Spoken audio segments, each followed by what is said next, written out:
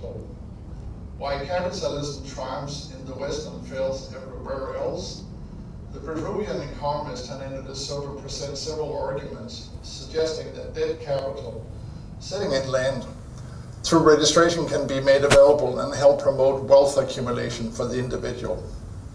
A study by Galliani and Targotsky have found that families with titles substantially increased their housing investment, reduced household size, and improved the education of their children.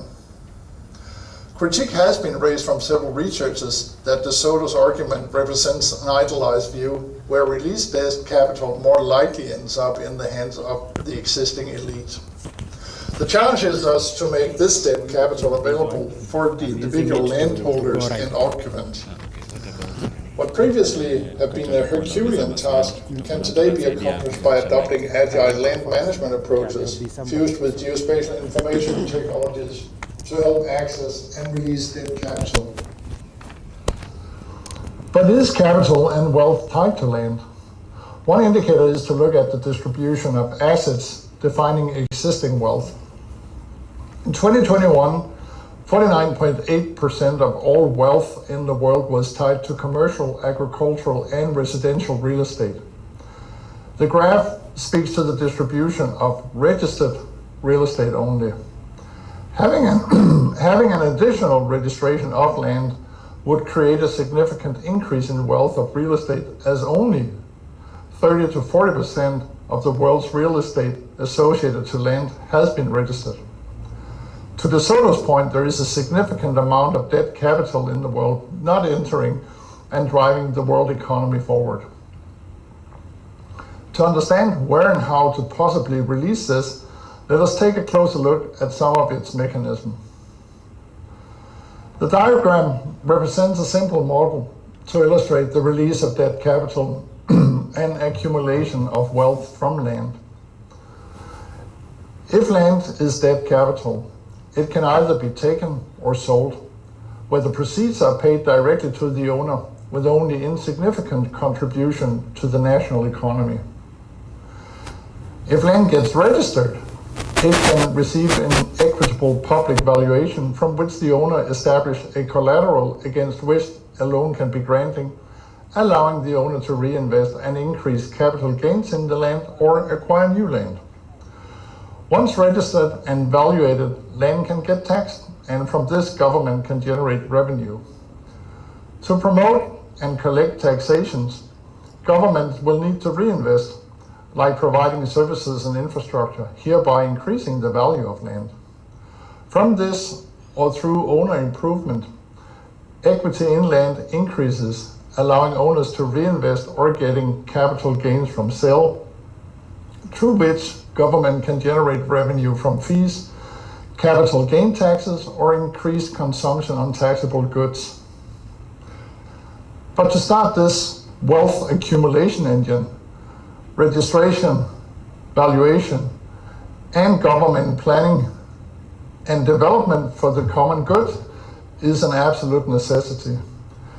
It is in these three areas that geospatial information technology can provide short, medium, and long-term support. Firstly, the reality is that many tenure systems often are present within a country, and aiming for only one formal tenure system will take extensive resources and time and most likely fail. So to release dead capital in these systems, a different approach is required. One option is to adopt a continuum of rights, where the different tenure systems are represented as a continuum from informal to formal land rights. In this structure, any tenure type can coexist and be recorded, geometrically represented and geocoded. As need arises, informal recognized tenures can be further formalized by moving them to the right in the continuum of right diagram through a set of legally established procedures. The ISO 19154 Land Administration Domain Model represents such an approach. It can be fully accommodated within the geospatial information technology and support different tenure types in the same data scheme. Informal tenure descriptions can coexist with high precision measurement networks. For any jurisdiction, LADM can be adopted to support existing standards, while at the same time providing options to expand informal tenure representations. One specific challenge with the release of capital is the inefficiency of tenure transactions in many countries. Over the last decade, Fit for Purpose, or FFP, represents a more pragmatic approach with owner and government participation, allowing for quick boundary demarcations, agreement between parties, and issuance of proof of tenure. So for example, in Colombia, following the civil conflict and as a part of the peace accord, there was a need to establish official recognition of millions of smaller agricultural plots.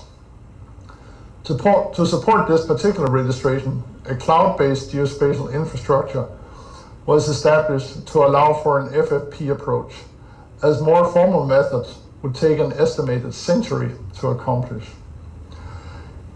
Using aerial imagery, plot boundaries and centroids were manually identified, after which owners and government surveyors in the field agreed to the boundaries. These were then captured real-time by the owners using mobile devices and GNSS receivers. Through public hearings, consensus on final boundaries were reached between owners from evaluation of boundary maps, imagery, and other GIS-based map data. Following agreement, titles initially were issued to landholders. Many countries like Nigeria and Kenya have provisions in the legislations and survey manuals to adopt such an approach. But initial manual capture of usage boundaries can be time-consuming. Within the last 3 to 4 years, advancement in machine and deep learning, GIS today enables automated boundary extraction of features like roads, buildings, and usage boundaries from imagery.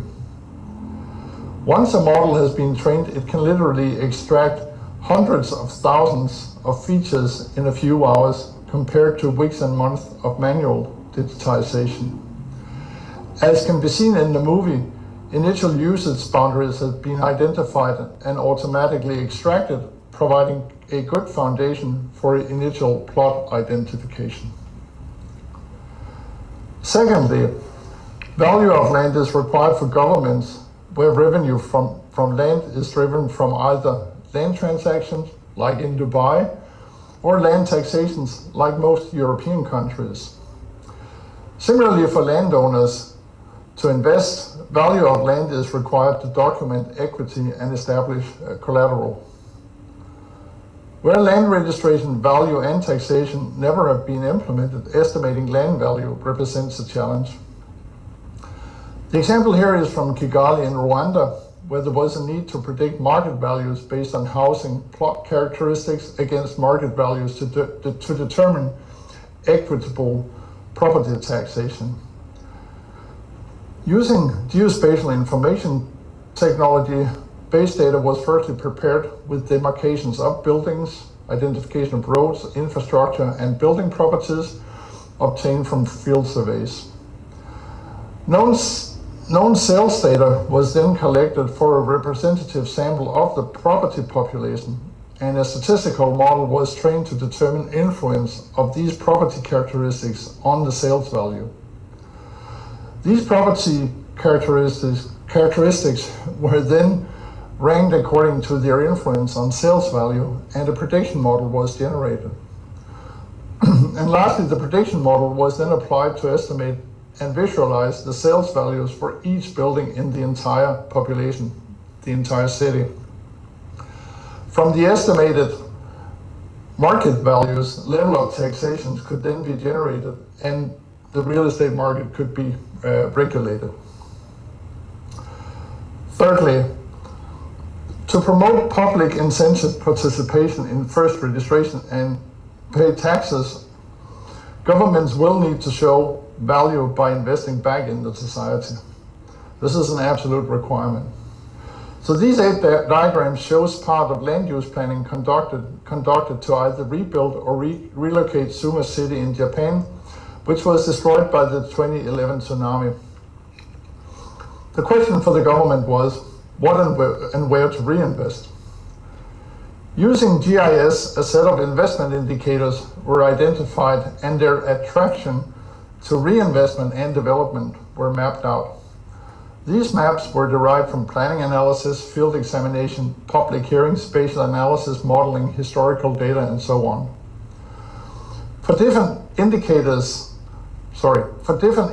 areas, with red represents the lowest attraction to investment and green the highest. The greener allocation is in 8 maps combined, the higher the likelihood for capital gains from the land. Having these indicator maps, also termed suitability maps, allowed the government to assess the impact, or rather attraction, of different planning propositions. In this case, it was eventually decided to rebuild Suma City in its existing location due to the importance of ancestry, being the plan you see on the right. Using GIS to assess planning scenarios, their impact for land values can quickly be verified against a set of indicators to assess financial benefits of proposed developments and communicate this to both citizens and potential investors. To help release debt capital and bring this into a national economy, it has briefly been argued here that geospatial information technologies can enable initial registration of tenure, support valuation of land for taxation and land market, and allow planning authorities to run what-if scenarios of proposed changes to estimate and communicate impact on economic development. Thank you. Yeah, so thank you everyone for listening in. I would like to welcome Vincent Imala, who is part of assisting on the moderation to take through the next session. Now, please take note that our session delayed by, I think it was almost 30 minutes. So we ask for your patience as we go to the next section. We are also mindful of time. Thank you. Okay, thank you very much, Desa, for a good moderation. And I also want to take this opportunity to thank our presenters. Maybe first of all, just give them an applause of hand for the good presentation. So I'll briefly just summarize that we had 6 presentations. The first one was given by Dr. Kenneth from Digital Earth Africa. It was on empowering national agencies with the information on agriculture, mainly actually trying to see the kind of institutions that can leverage on this agricultural information. We also had a second presentation by Julius Buyengo from RCMRD, which is an open source framework for crop type mapping, of course also using Digital Earth Africa data, and mainly also trying to look at the kind of crop types in the selected regions, also trying to estimate the area of crop.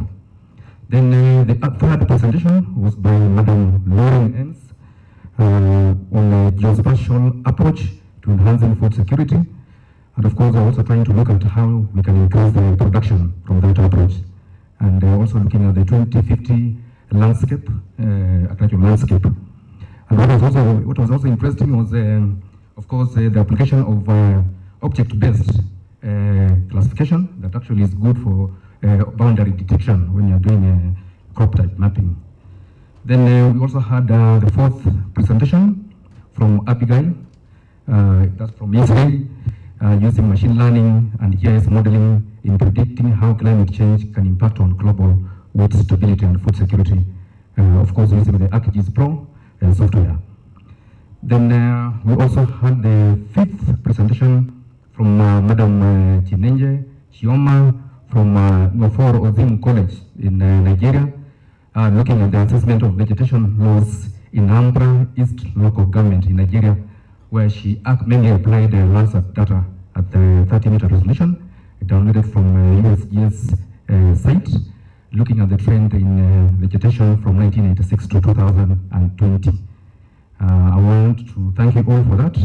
And before I open the floor for questions, I'd like to inform you that there's a list that is circulating for participants, which is going around. Make sure that you indicate your contacts and email address, because one of the objectives of this plenary discussion is for us to have a working group on this thematic area. So please make sure that you give us your details. As I open the floor for questions, I'll be a bit strict with time because we started late. So we'll have one question from each column. These are 1, 2, 3, 4, 5. You'll be given 4 minutes to ask your questions, and then of course the presenters will react afterwards. So can I, by show of hand, from that side?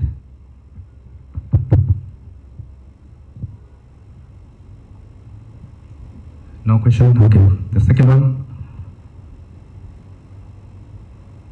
Is it too cold? Okay, I can see there's a hand that side. Okay. 3. Okay, we'll start with them. Please, Steve, can you please hold the microphone for the first question?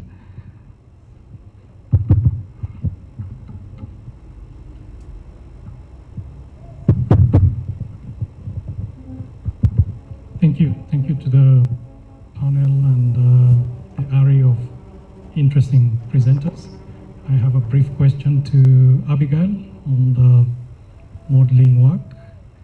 I think it's interesting to see us being able to visualize the future from where we sit. If you could comment briefly, sometimes Maxent has been said to be overgenerous with its accuracies and how it treats data. If you could just comment on if there are any plans to look at an ensemble way of doing the modeling or considering other machine learning options. Thank you. Thank you. Next. Hi, my name is Dolphin, and I have a question to you too, Abigail. So first of all, thank you for that presentation. It was quite insightful, and I loved in particular the way you are considering other factors apart from, just climate.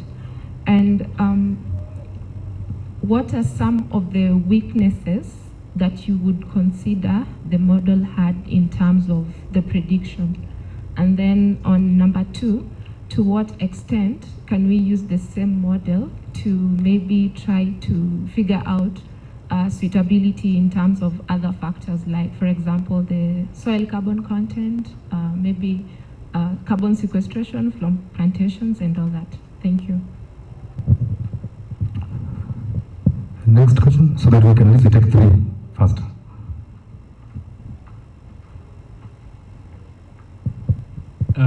Good afternoon. My name is Japheth, a PhD student from the University of Nairobi. I just have a concern, and also, first of all, I would like to thank you for the good presentation. We have lots of data from private sector that is maybe underutilized, and we have very few data from public sector which is overutilized. From the presentation by Julius, you've said we lack a proper framework on how to use these data sets. Is there a collaboration? Maybe a collaboration should now be made between private and the public sector.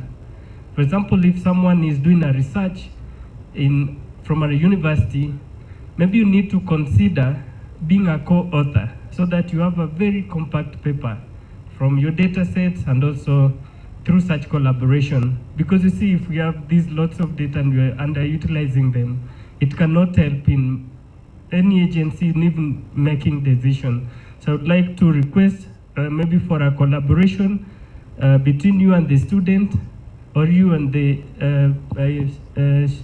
schools or the universities, so that we have good paper that can help, so that you meet the objectives of the data set that you've collected. Reason being, if we're using the machine learning, we must have lots of data for you to train it. If I go to an irrigation scheme, for example, my side, I usually go to irrigation scheme. In a scheme, I can collect maybe 100 data sets. it's very difficult to use machine learning in making decisions from such. So is there a platform for us to collaborate, and even you be a co-author of our papers, because at this level now we publish papers? Thank you. Okay, thank you for the first three questions. I think I will welcome the presenters to react. Starting with Abigail, please, welcome.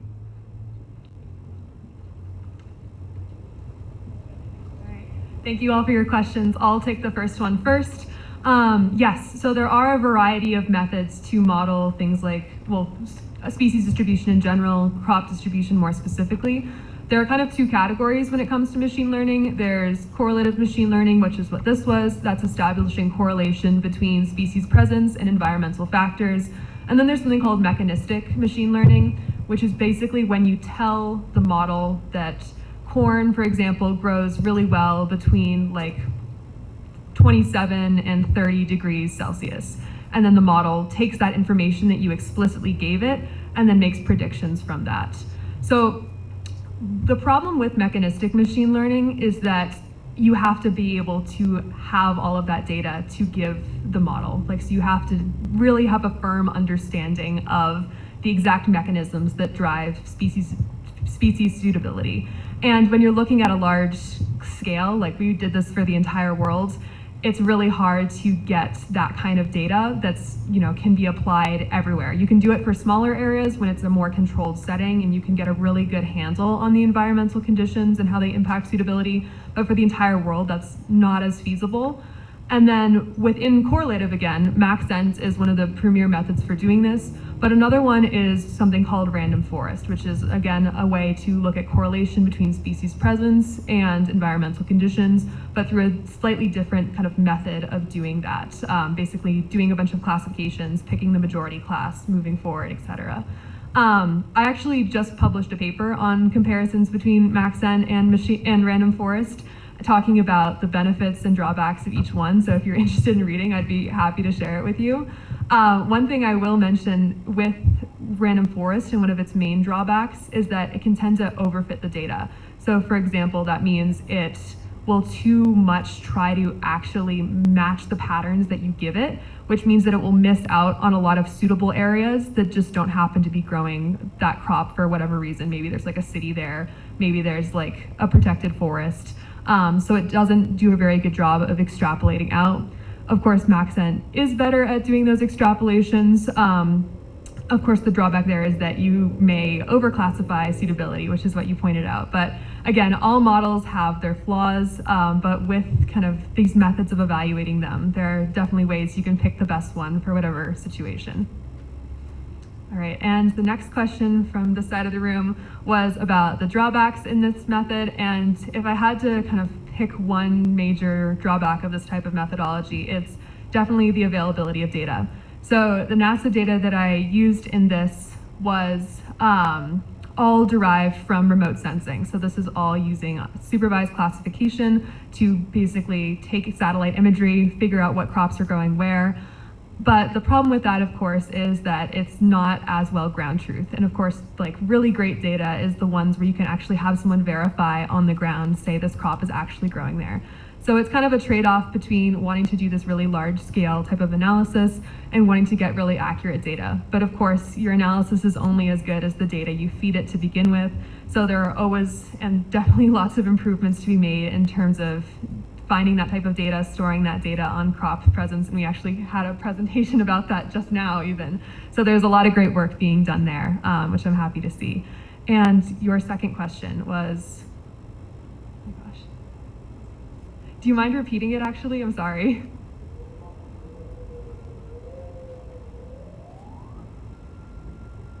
It was to what extent can we use the similar method in other applications? Yes. Great question. And yes, it's this type of species distribution modeling is something that can be applied pretty broadly. A lot of species distribution modeling is used to monitor endangered species. So say you operate a national park, and in that national park there's some kind of endangered, bird or something like that.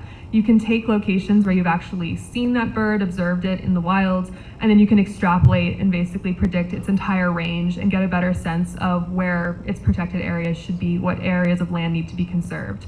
In terms of your question about whether it can be applied outside of species distribution modeling, so whether you can take maxent and look at kind of different types of land classification, land use, things like that. I haven't specifically looked into that. My hunch would be probably, but these models are really best suited for species distribution. But again, there are tons of different models that look at these types of classification systems, and all of them have their trade-offs and their benefits as well. So I'm sure that there's a lot of different applications for that. So, thank you. Thank you, Abigail. I think the second question was addressed to Julius, if I'm not wrong. All right, thank you very much for your question with regard to collaboration between the private and the public sector. Now, within RCMRD, we are open to partnerships, and we are working with a number of higher learning institutions in order to enhance research. And we provide a lot of information, we provide data, provide workflows, we have models that are running. So we are open to partnerships with whoever is interested. Now, within the Digital Earth Africa program, Dr. Ken Mube will tell you that we are also open to working with the interested parties to make sure that we develop a lot of use cases. Remember, what I was presenting here was just a use case that we generated for Zambia, and we are looking forward into scaling up into the entire country. We're also working on it in Niger, trying to also see how we can scale this one up to the entire country.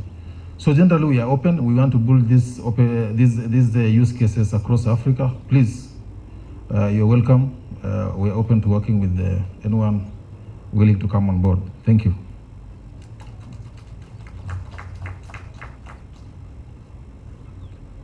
So thank you very much. I think we will allow also another round of questions. From this side again, let me give you an opportunity. There was one here that... Okay, okay, fine, okay, proceed. Okay, thank you very much. I'm Clive. I represent media. I'm a media personality. My question is, the human population seems to be growing. It's growing exponentially. We, as humans, it seems like we've defeated death, we've defeated disease, and the population is rising.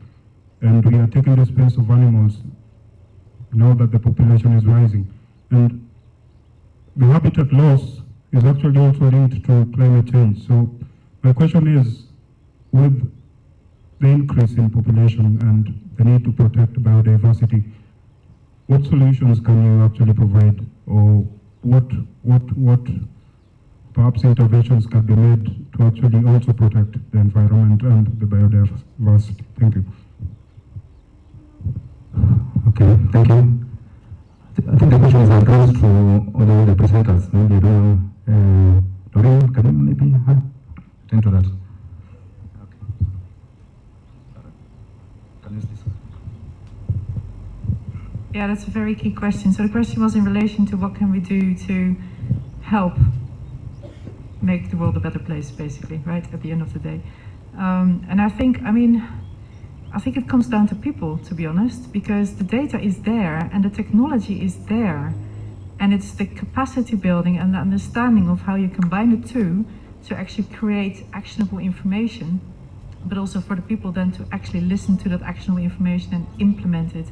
And I think that's where we still see quite a big gap, because we've seen a lot of modeling. We know that the crop type mapping is happening, but who is going to do it, and who's going to be staying on top of it? And who's going to help then put those interventions in place? And I think that's also, especially when it comes to agriculture, it's a collaboration. It's a collaboration between the government and the farmers, and it needs to be a two-way street, because we want to have more data from the farmers to do more accurate predictions, but the farmers need, in return, they need to be able to be supplied with fertilizer, mainly, right, with improved seeds, to be able to grow the crops that they need to grow and feed us for the future. So I think it's there is no clear answer, but I think it's also a mindset, and it's the people that need to be willing to actually help and get this done, and the capacity that is needed within government, the capacity that's needed within the private sector to be able to keep running those models and to help people actually implement the solutions that we already have, I feel. So I think, I'm not sure that answers the question, but I think it's, at the end of the day, it's down to, you know, the people to make that decision and that change. Is there anybody else on the panel who wants to jump in as well? Ken? I think Lorraine has actually answered all the question. Mine was to thank the person who asked the question, but because the person is coming from the media. So it means with Earth observation, we are leaving no one behind. We are bringing the policy makers, we're bringing the experts here, we're bringing the media so that we can actually present our results in a way that they can actually help us. So actually looking even a recent story with the National Media Group, they are training their journalists to be part of the Conference of Party Climate Change in Egypt in November. So it means we also have to present our results, which can be well taken by the journalists who will actually educate the people to take the policies and to be part of one, like we have the Big Four agenda for the country, we have Sustainable Development Goals, and lastly we have the African Union Agenda 2063, so that we have the Africa we want. So your presence here is very important, and also thanking you for that question. Thank you. Thank you, Mr. Ode. Maybe just before we take the last round of questions, I also have two questions. One to Lorraine, particularly on the two approaches of satellite image classification, the object-oriented classification, and of course we have also the pixel-based classification. And then of course when you're using the object-oriented, you are trying to address the issue of field boundaries so that you can determine them accurately. At what level is it accurate compared to pixel-based classification? Then the other question is to Madam Chinenje on assessment of vegetation laws in Anambra East local government. I know the use of Landsat satellite imagery, of course, there is the issue of resolution, spatial resolution with 30 meters, which is quite a big challenge. And also, did you consider the issue of seasonality, the temporal resolution of the image? Because when you talk of vegetation laws, we are also looking at the seasonality. Maybe if you're using images of a wet season, then of course it can give you misleading information. Thank you.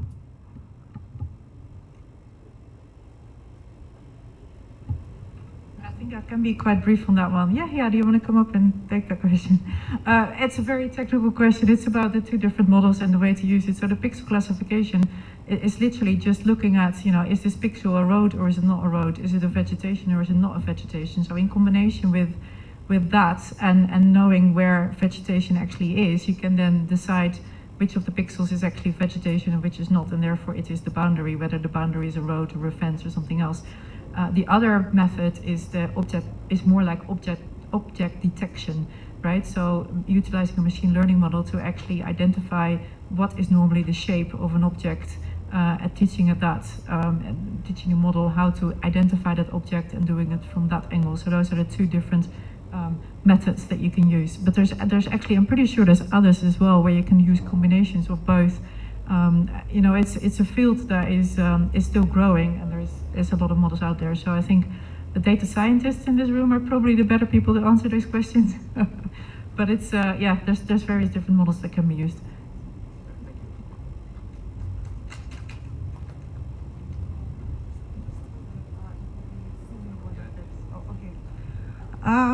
It was asking if we considered the seasons in Nigeria before we actually ran our analysis.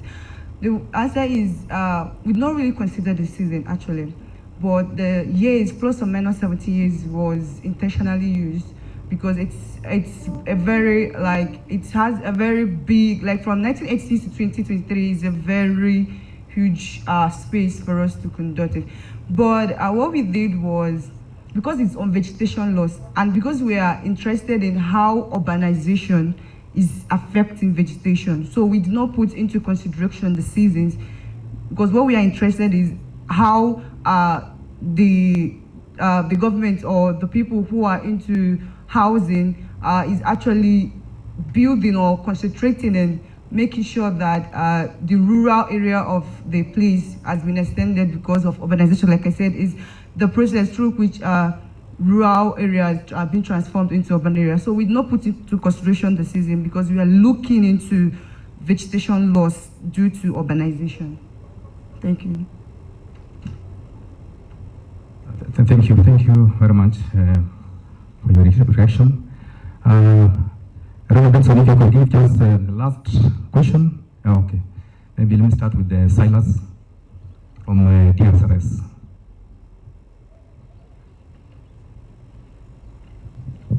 Thank you. I'm Silas from DRSRS, but I want to ask this question as a farmer back in Western. To all the panelists, I think we've had just us talking about crop monitor, which I believe it's giving accurate data, and then just combining with all the panelists. There's an assessment that we are using, or the models that we are using, just to monitor the crop phenology. So I believe with all these models, we are able to give yield or even estimate the yields at the end of the day. So my question is, are we able then to give this data to insurance company so that we can cushion the farmers, especially the large-scale farmers, in this food basket that we have in the country, to use just that data so that in case we have crop failure, as we've witnessed even in the previous presentation that my colleague Vincent gave on a crop forecast, are we able to use this model to give to insurance companies or these microfinance institutions to enable farmers to be cushioned in case there's an occasion of yield losses? Thank you. Thank you, Silas. Next time, maybe. Yes. Thank you because of this opportunity. Actually, I've insisted a lot to give a question, and here it is. Now, your name, please. My name is Franklin. Abigail, I'm coming to you again, and we've heard about so many programs of geoengineering concerning the climate change of the future, and this is an initiative that is ongoing, and it attempts actually to mitigate on these on the issues of the climate change. Now, concerning your presentation, you actually based it on the best scenarios, and I'm thinking about the other extreme end of the best scenario, the best scenario from the worst scenario. Now, concerning the representative concentration pathways of the future climate, now, do you think that we also need to, in as much as we emphasize on the worst scenarios, and that most of the climate change scientists and researchers in general, they emphasize much on the worst case scenarios. Now, also regarding that, I'm thinking that also we need that optimistic perspective. My question actually is, did you also consider the other representative concentration pathway on the other extent, the best case scenario? Thank you. Okay, next. The last one, please. Okay. Yes, thank you. That was, I think, the first question from Silas.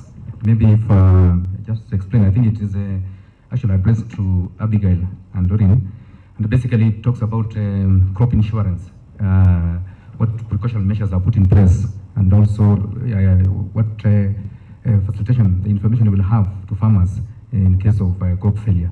So I think one of you can address that. Yes. Yeah. Just to repeat the last sentence, what the influence was of. So it's about insurance, right? So insurance is usually important, especially for farmers, and it makes them more less averse to risk, so they might actually be more willing to change seeds or to change crop types, because if they know they're insured, then they know that they're going to get some money back in case something fails. So it's hugely important. And the insurers themselves should actually be using a lot of GIS to actually help, reduce their risk by insuring the farmers, because they can actually look at satellite imagery, right? They can actually do Earth observation, and they can actually see where the fields are that they're insuring. Are they close to a river? Is there any flood risk? So they can do their own classification and create their own suitability models to look at, where's the field located? What's the flood risk? What's the what's the heat risk? What's the weather been doing in that location in the last few years, to actually assess those risks, to therefore make sure that they provide the right kind of insurance to the farmers. So it's hugely important, and insurance and GIS really go hand in hand, and it's a big business in some parts of the world, and especially for housing market and housing insurance. Looking at flood zones, looking at fires, looking at risky areas for natural hazards, earthquakes, etc. So absolutely, it's hugely important, and I really do hope that insurance companies are utilizing those tools and they're available, right? The data is available, the tools are available. It's a matter of the insurance companies actually making use of those tools to then help de-risk certain farmers or certain areas, so that they can actually help the farmers with the right insurance, and it will make a huge impact, I think, for the farmers in the end. Yeah. Just allow me to chime in. Thank you for the answer.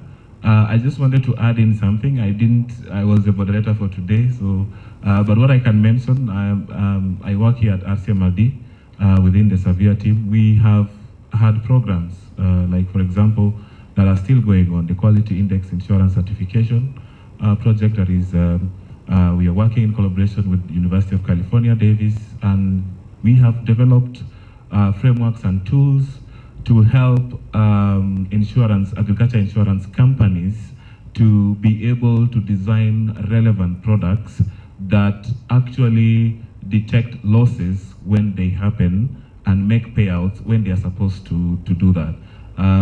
We also have another ongoing project that is looking at inclusion of gender, and we are partnering and collaborating with insurance companies. So there are these ongoing initiatives, and I don't want to brag so much, but pass through our booth during the breaks at Severe, and you'll get more information on those. Yeah, just to boost a bit on Lauren's answer. Yeah, I'll hand over the program because of time. Yeah, okay, thank you. There's the last question, which was on climate projection, the best scenario. I think also the question is still addressed to Lauren and Abigail. Maybe Abigail can address that, please.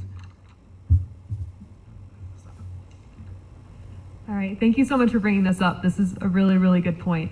And just to get us all on the same page about climate data, because it can be really complicated, there are certain representative concentration pathways, or RCPs, associated with future climate models. It ranges from the worst case scenario, which is known as 8.5. That's the situation in which humans don't respond to climate change. We actually increase our emissions. And then the best case scenario, which is 2.5, or the often cited target of 4.5. So 4.5 is looking like the most realistic right now. That's if we meet all of the goals established in the Paris Climate Agreement. So that's looking at a pretty optimistic, but now even potentially realistic decrease in emissions over the next 80 years or so. So those are all the basically different paths we have open to us, depending on the initiatives that humans take to reduce emissions. And yes, I did run this analysis, or I did present this analysis on the worst case scenario, partially because to show, first of all, how bad things can be if we don't take action, but also it looks a little bit better on a smaller screen. You can see the difference more strongly when we use more extreme examples. I did run this analysis also for 4.5 as a baseline, or not a baseline, but as kind of a counter example. And I'm happy to share that with you if you'd like to take a look. It, of course, is a bit more optimistic, and it is important to look at those more optimistic and potentially even like more likely scenarios as well, because 8.5 is looking a lot less likely now. But with that said, one thing I'd like to kind of bring up about this climate data that I don't necessarily have an answer to is, so all of it is looking at the bioclimate in the year 2050. So what is the average temperature in the winter? how much rain do you receive in the summer, that kind of thing. And all of those are really just averages. So, it doesn't take into consideration perhaps you receive a normal amount of rain in July, but all of that rain comes during a major storm, and you get 6 inches of rain in one day. And those extremes are what we really are seeing even around the globe, even just in the past few weeks. If you look at the droughts in places like China and Europe, if you look at some major storms like the one in Pakistan, we really need to be taking into consideration not just these kind of broad changes in climate, but these more extreme events as well, and what that means for crops and things like that. So that's just kind of a tangential point, and I hope I answered your question, but with this climate data, it can be really complicated. There are lots of different ways to look at it. We should be looking at all scenarios, but also looking at extreme events and the impacts that they'll have more acutely on all of us. Thank you, Abigail. I think that should be the last question. Before we just close, I'd like to recognize the presence of Gerald Boga. Gerald Boga is from the Office of the President under the President Delivery Unit and advisor to government on matters to do with remote sensing and GIS. Maybe, Gerald, you can just wave to the audience here. Thank you. Thank you very much. So, ladies and gentlemen, I think as we come to close of the question session, we have all our contacts, emails. We'll circulate the presentations to you. And in case of any burning questions, I think the presenters will have their emails with us, and we'll be able to contact them for any further engagement and questions. I want us just to give a applause again to our presenters for the good presentation, and also to ourselves for being patient.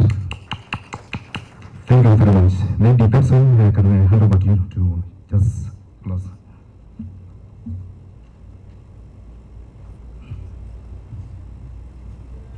Yeah, thank you, Vincent. So I think it's lunchtime, and most of us know the venue, so feel free to go for lunch, and if you have further questions, you can make sure to, try to catch a table with one of the presenters and get further discussions.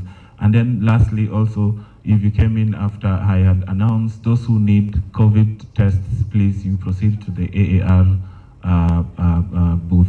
Otherwise, with those few remarks or the long presentations we've had, I wish you a wonderful afternoon and enjoy your lunch. Recent graduate of Kenyatta University from the Department of Spatial Planning and Spatial and Environmental Planning. The work that I'm going to present to you today on assessment of spatial-temporal vegetation damage due to desert showcast using a case study of Turkana County is one of the works that I did during my undergraduate studies under the supervision of Dr. Elfat Abdelrahman, Dr. Besta Mderedi, Dr. Enil Tunang, and Emily Kimati of the International Center of Insect Physiology and Ecology, and under the supervision of Professor Simon Onywere of the Department of Spatial and Environmental Planning, Kenyatta University. In this work, you're trying to look at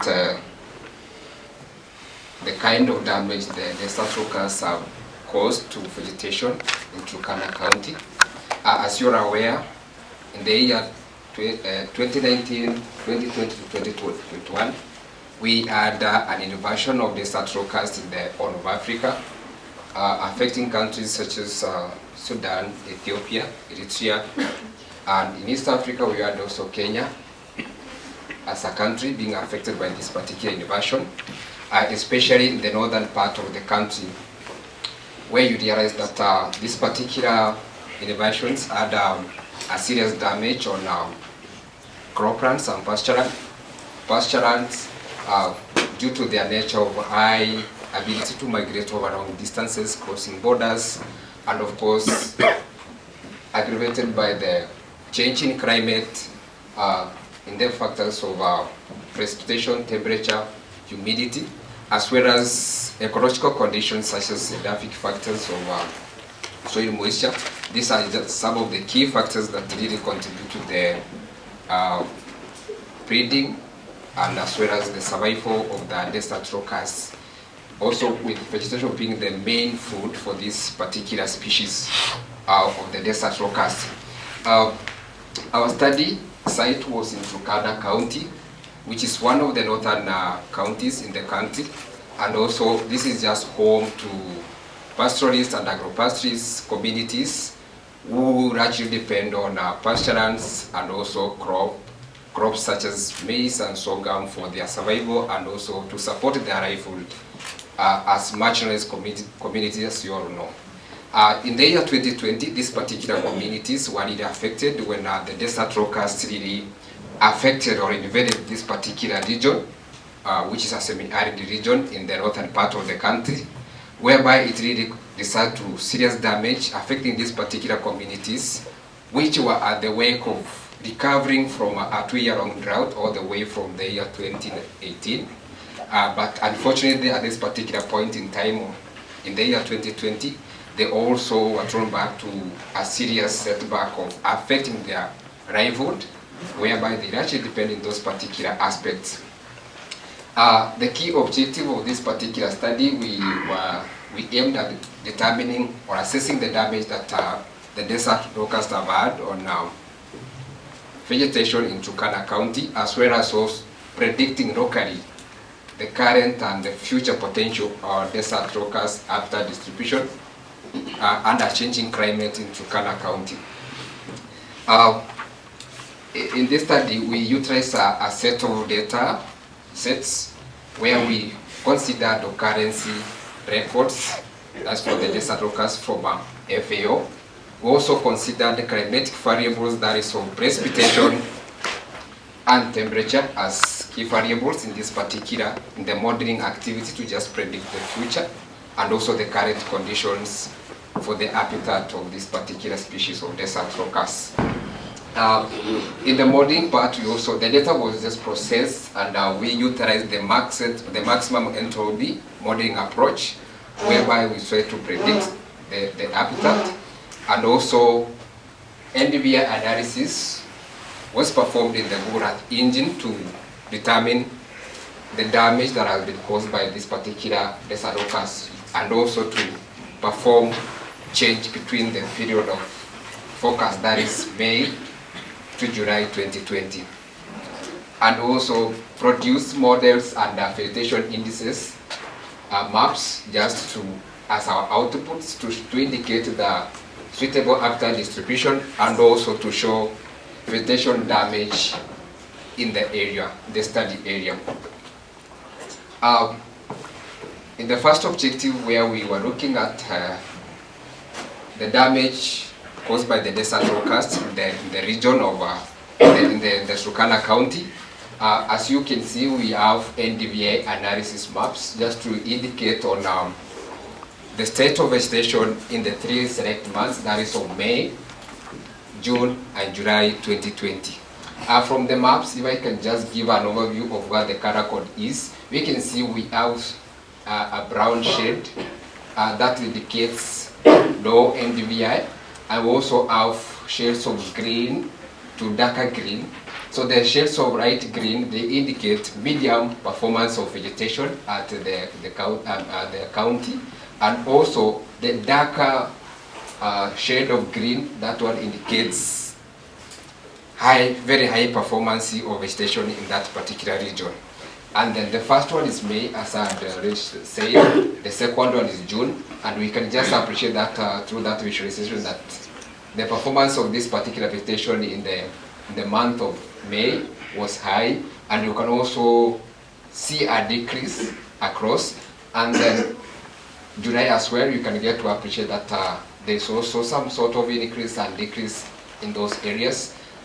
We also have the dots. We have the dots of blue, the dark blue. Those ones, they just indicate the presence of desert locusts, where desert locusts were spotted during this particular period. That is from April all the way to July. To just show that what we got out of this particular assessment, these are NDVI trend analysis for the 3 months, that is from May, June, and July. We can get to appreciate those graphs, the trends. And we can clearly see that in May, we had the performance was going high and low, just indicating that the vegetation was being disturbed. As we also move to June, we can also see that there's also a decline in that trend, with also a possible increase at the third week of that month, that is in June, and also a decline towards the end of the month of June. Coming to July, we can get also to see that from the start of the month, there was a decline, and there was a low performance of vegetation in that particular area. And of course, into the second week to the third week, we can see higher performance of vegetation, but also a possible decline into the end of the month. And this will indicate that in June, we could also see that vegetation performance was decreasing, as well as, of course, as July has also explained, is that there's a sharp increase in the second week and a decline in vegetation from the third week into the end of the month. Coming to the damage analysis, we performed a change calculation between the months. That is, for instance, we have a map just indicating the change from May to June, whereby we just performed a change calculation, subtracting the month of June from May to see any change or any decline. And as the map indicates, is that where we have the shades of red, they indicate a decline in vegetation. And also where we have shades of yellow, that one indicates no change at that particular point. And also where we have green, it indicates an increase in vegetation from the previous month. Therefore, by just doing this assessment, you could clearly see that there's a decline, especially looking at the middle of that particular end. We just extracted a section where much of the data was collected at that particular end, and especially in Loima sub-county, which was one of the sub-counties that was noted to be much invested with this particular desert rockers as a pest in that particular end. And you can clearly see that where we just have those dots of blue indicating the presence of desert rockers at that particular point, there is shades of red indicating that there was a disturbance in vegetation, there was a damage that resulted out of that particular infestation. And also we have a graph just indicating as well showing the distribution of this particular change. As you can see, the red line in that particular graph is skewed towards the negative, that is from 0. You can see towards negative 0.5. And that particular area, when you look at that skewness, it just shows you that in that month, there was a decline in vegetation based on the change calculation that we performed in this particular end.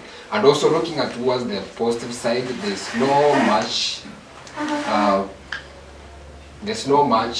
increase in that particular end, also showing that in that particular month, that is from May to June, we never had really a serious increase in this particular vegetation in that particular area. And also from our statistics there, we can just see that in June we had a higher percentage change of the vegetation with negative 18.4%.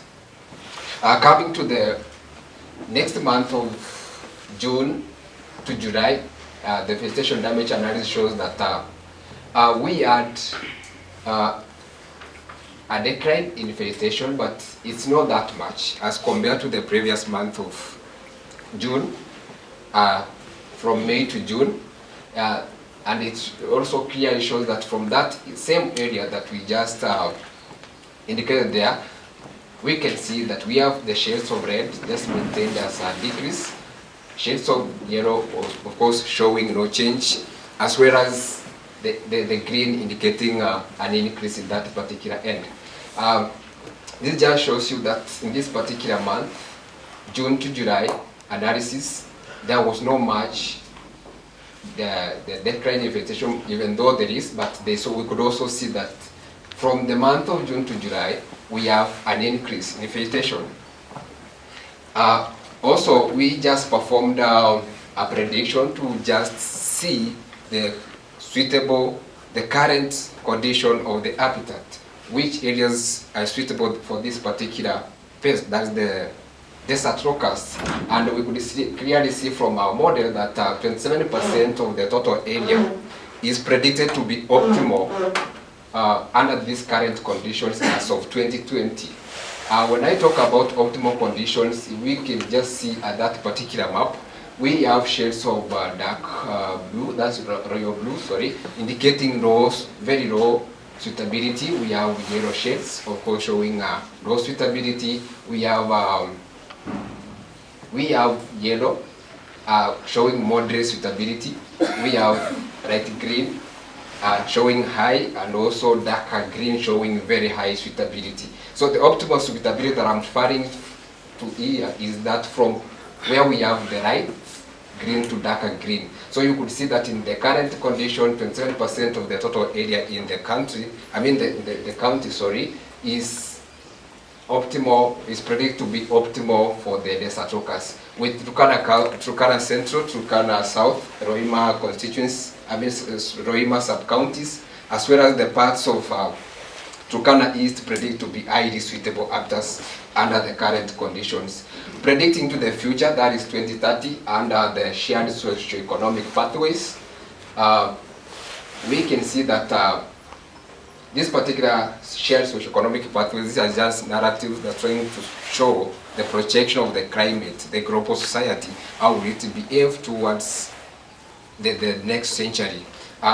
And then the shared socio-economic pathways in this particular case for 245, it indicates middle of the road, whereby the global society behaves taking the historical pattern, and also this struggle to just maintain or just towards sustainability. But these developments that at a slow base, but of course with the intensity of energy use being trying to be reduced, but still at a low pace. So looking at that scenario, we can just see that the area was predicted to be, we predict that the suitability will just reduce with 23% and only 9% of the total area being optimal, just maintaining that the optimal area is from the light green to darker green in 2030. And also looking at also into the future at a different climatic scenario, which is SSP 585, which is now the worst scenario, whereby, of course, there are no intervention based on these particular narratives. There's no climatic policy intervention. So at this particular point, the world is at its maximum. Development in technology is at its peak, and also there's no constraint in the development. So at that particular end, we also realize that that 5% of the total area is predicted to be suitable, with only just 20% of the area being an optimal habitat for the desert locust in 2030.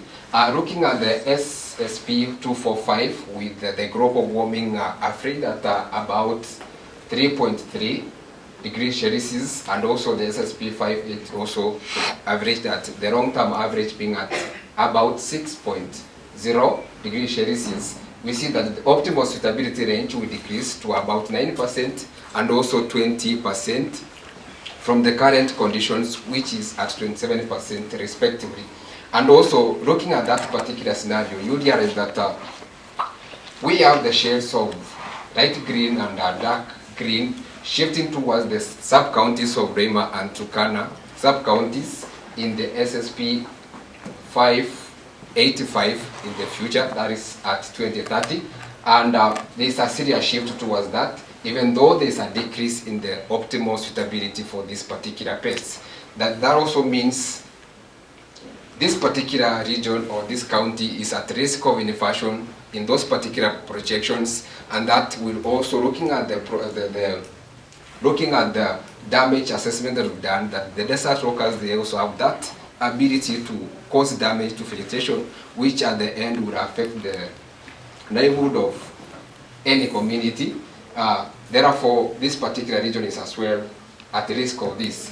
So therefore, we conclude that climate variability has an influence in the geographical distribution of desert locusts, of course, with some of the areas which are unsuitable currently being suitable, and of course also the suitability will be decreasing, but it will be concentrating to some other sub-counties that are of course of concern, and also the current optimal actor suitability is larger compared to the predicted future, with sub-counties of Roima and Turkana South being the main core, or just some of the areas which are much likely to be affected as well in the future. It's also a conclusion that continuous monitoring is so necessary to just help with timely assessment of this particular innovations. You can see my screen? Yes, you can see it.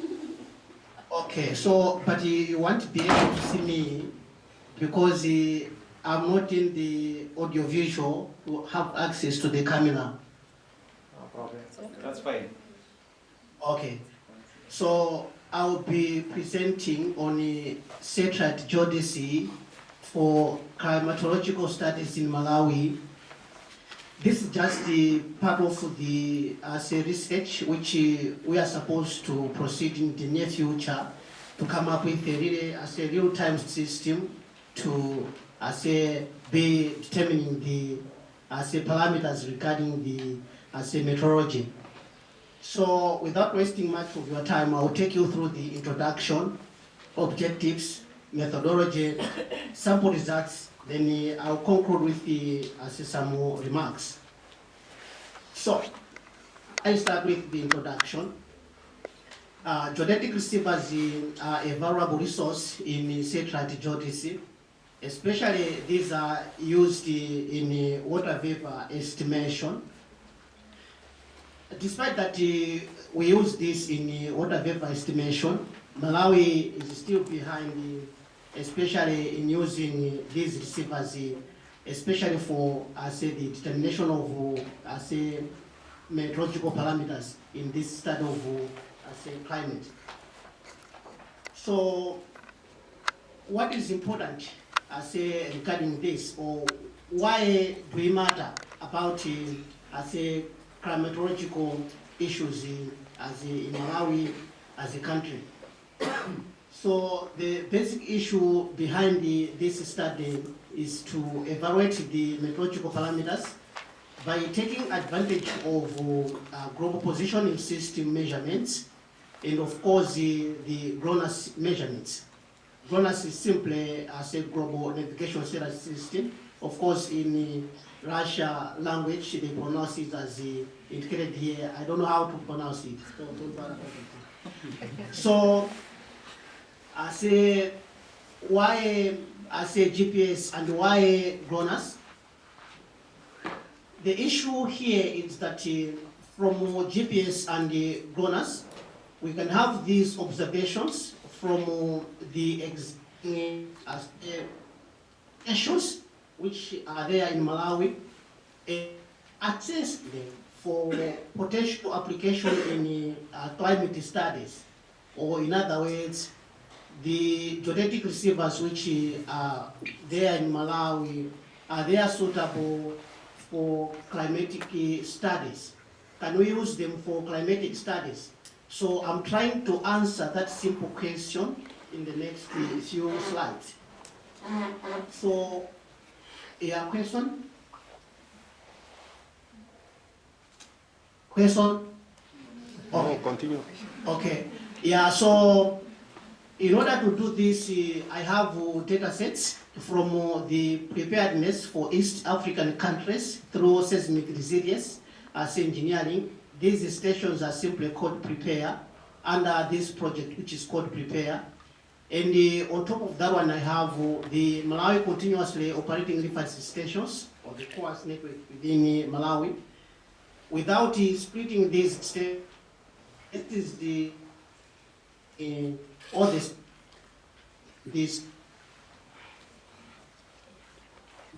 How did I say come up with to deduce the results? I use of GPS and the ground processings, of which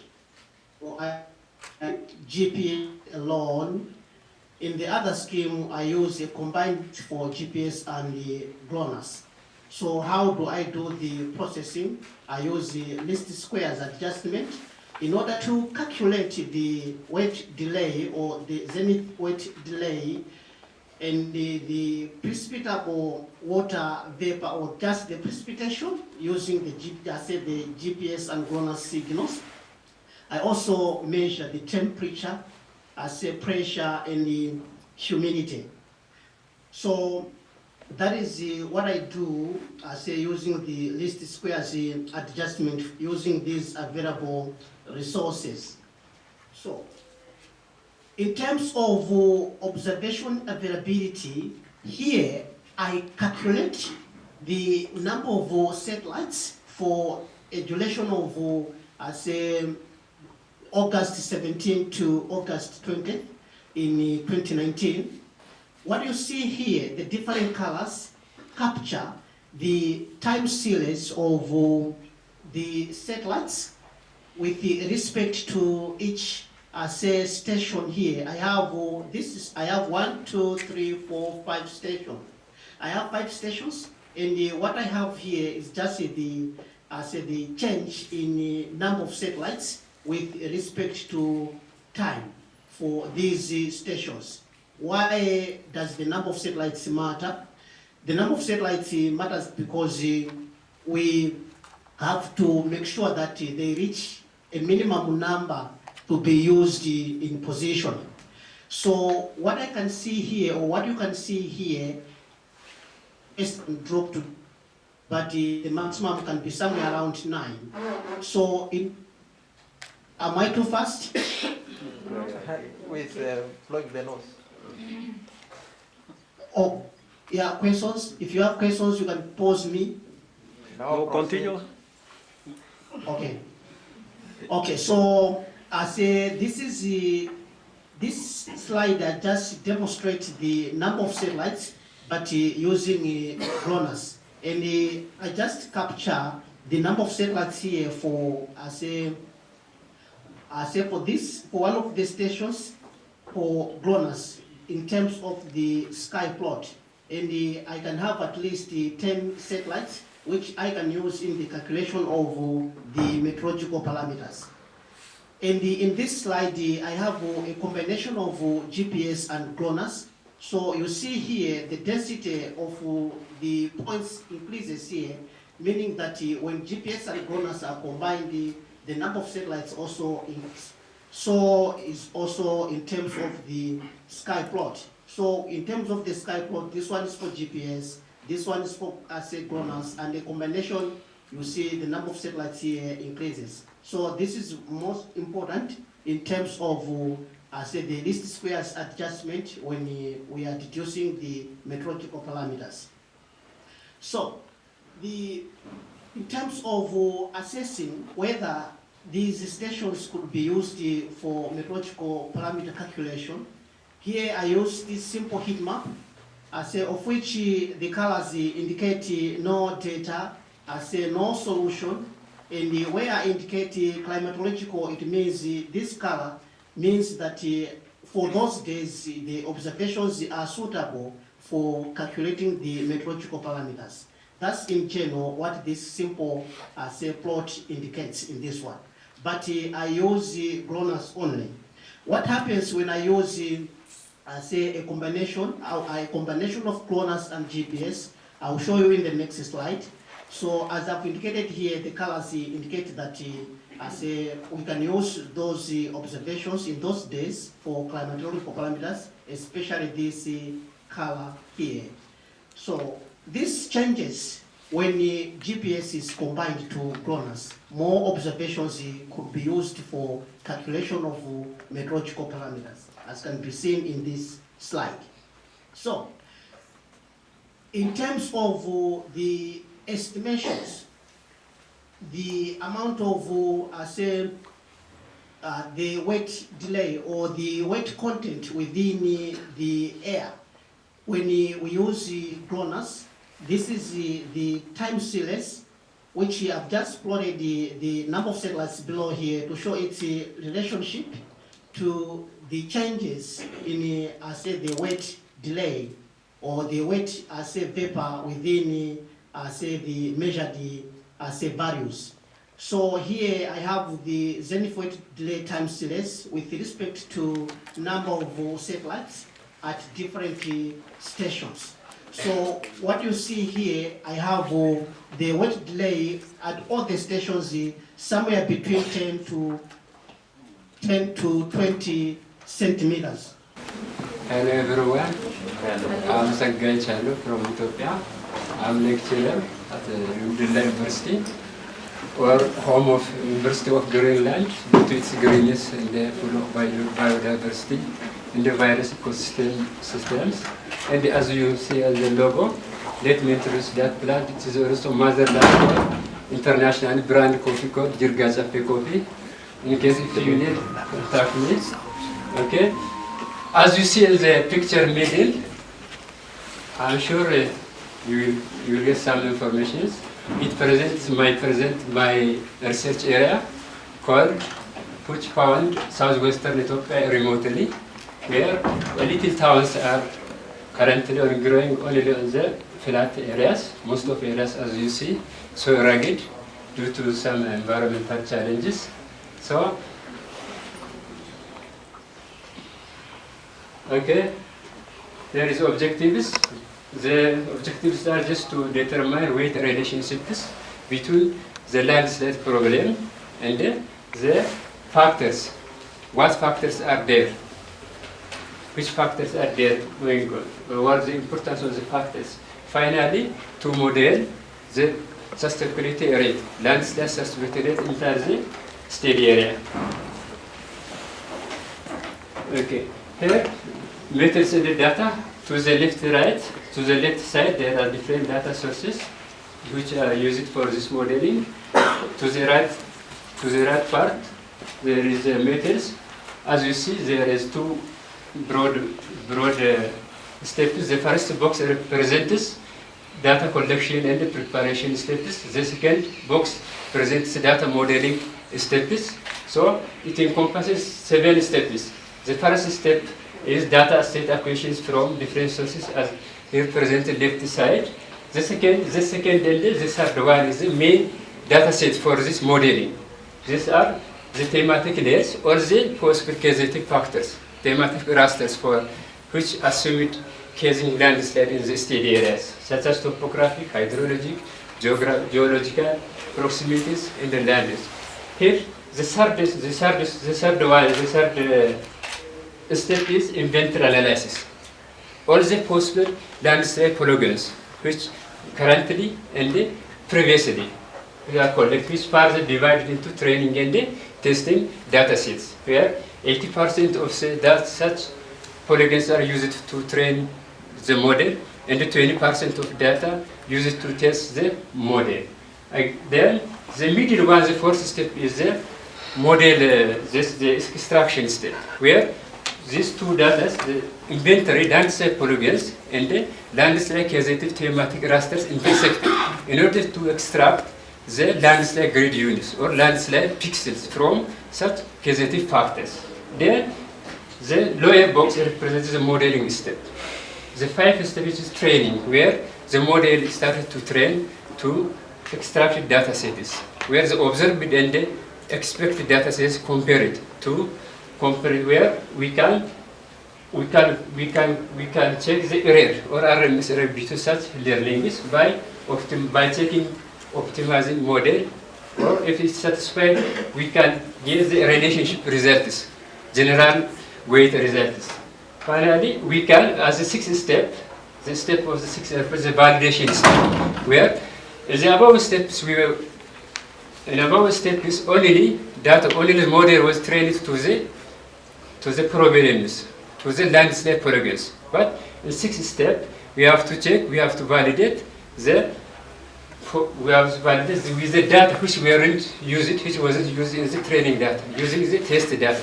After finally, if we accepted the data, we can model landslide sustainability into the steady area. So here, these are the preliminary such informative results. The first one is the training and the testing results, where that 1,482 and 513 training and testing grid units were extracted to model this landslide. The table below it represents the detailed description of such numbers. Here, to the lower corner of the left side, represents the model learning phases, where 4 learning phases were applied, as you see here, where network structures is called input, hidden, and the output structures were applied, where, as you see, RMS error, there is a decreasing order of the errors. So, the right corner represents the model validation results, where area of and area under curve and the rock result shows 95, 94, and 88% of the predictive and the success rates, which is normally acceptable rates. So the small table shows the capability of the model, which try to classify landslide and the landslide and the landslide classes correctly.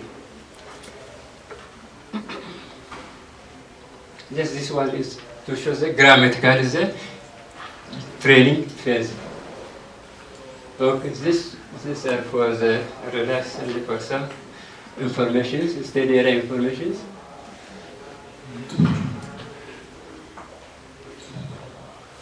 Okay, these are the results based on the objectives. The first one is generalized weights. What is the relation between landslide events, problems, and the causative factors?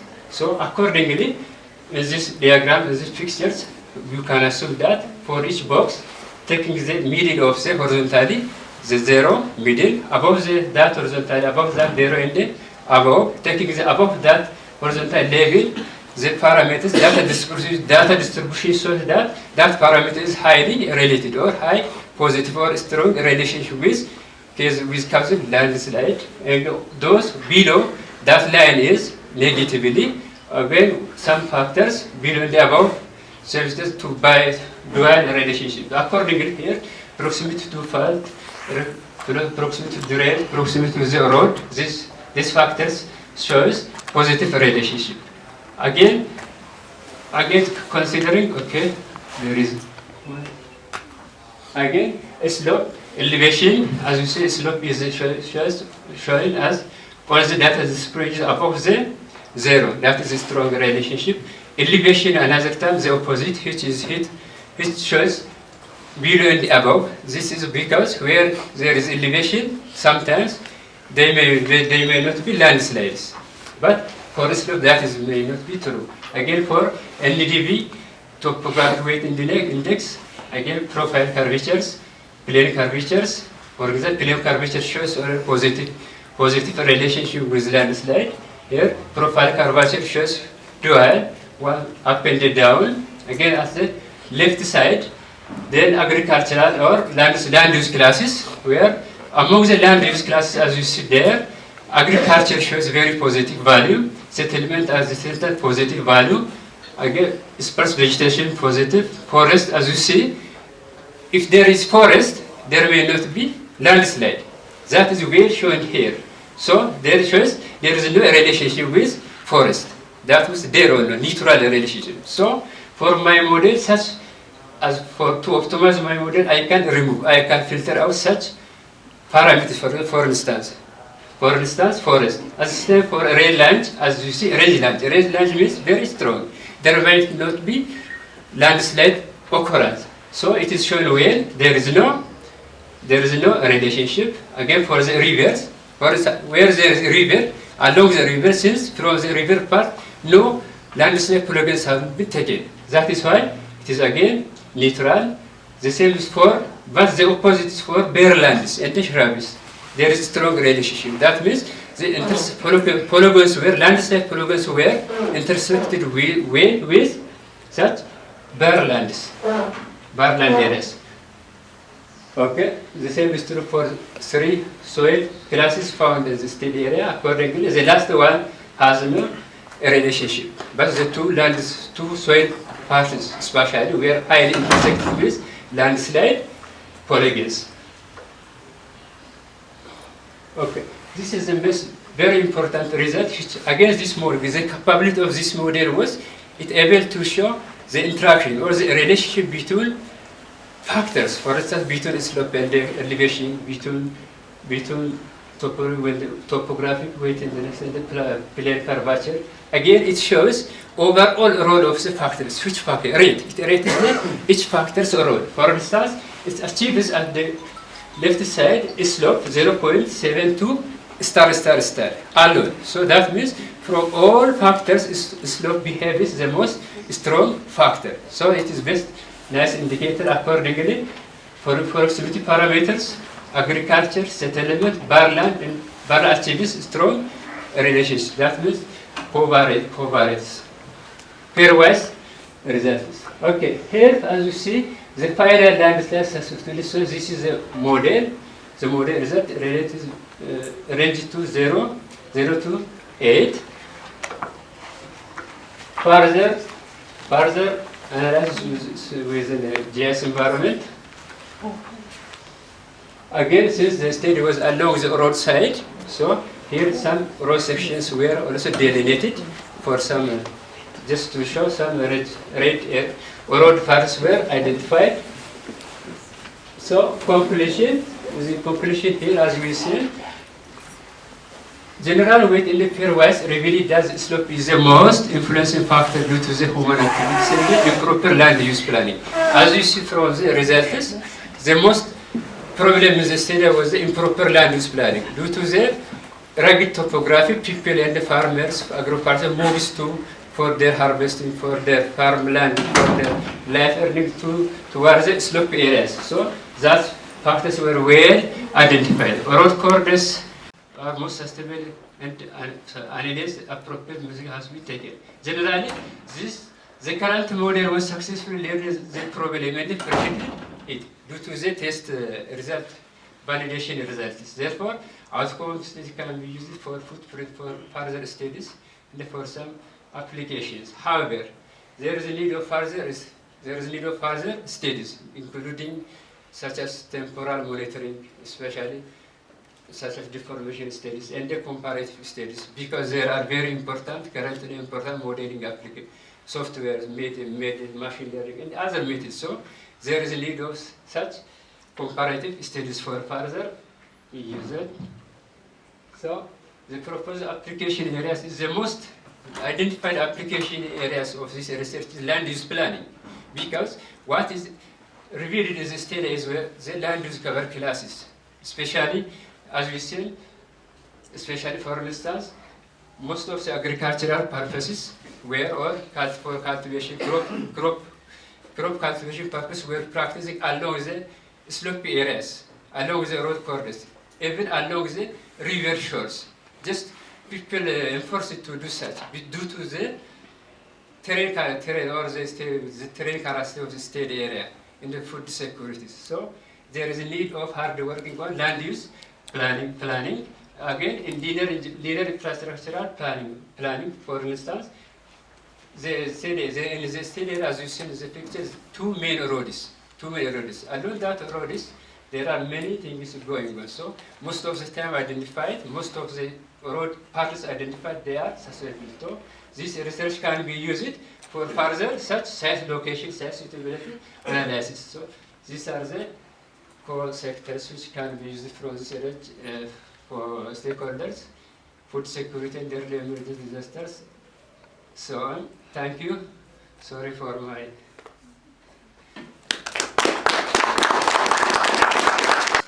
You won't be able to overrun because it's pre-recorded.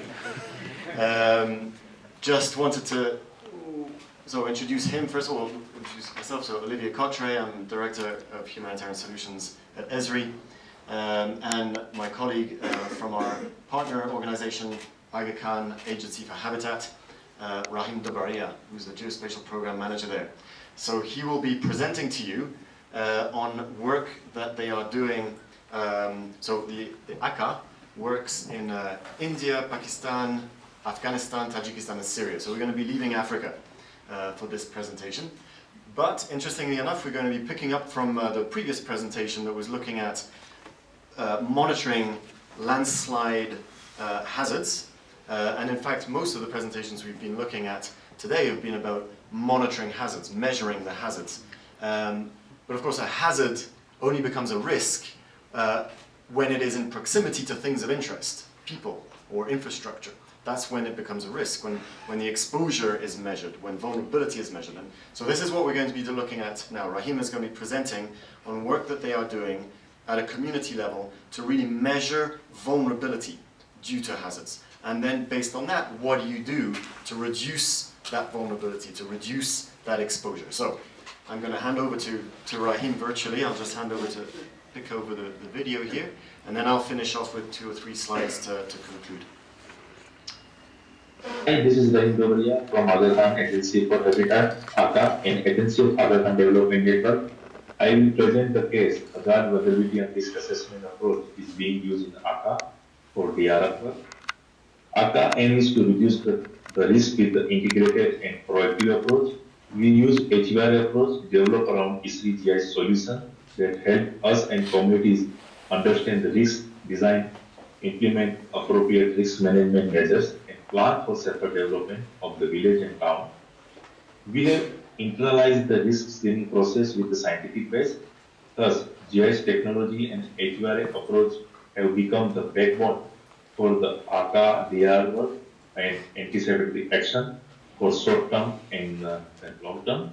ACA HVR approach is standardized approach and methodology and tool for systematic risk assessment to identify hazard within a settlement and vulnerability of the community. It is developed based on international risk framework. We adopted from the Switzerland and improved over the period of time based on local context.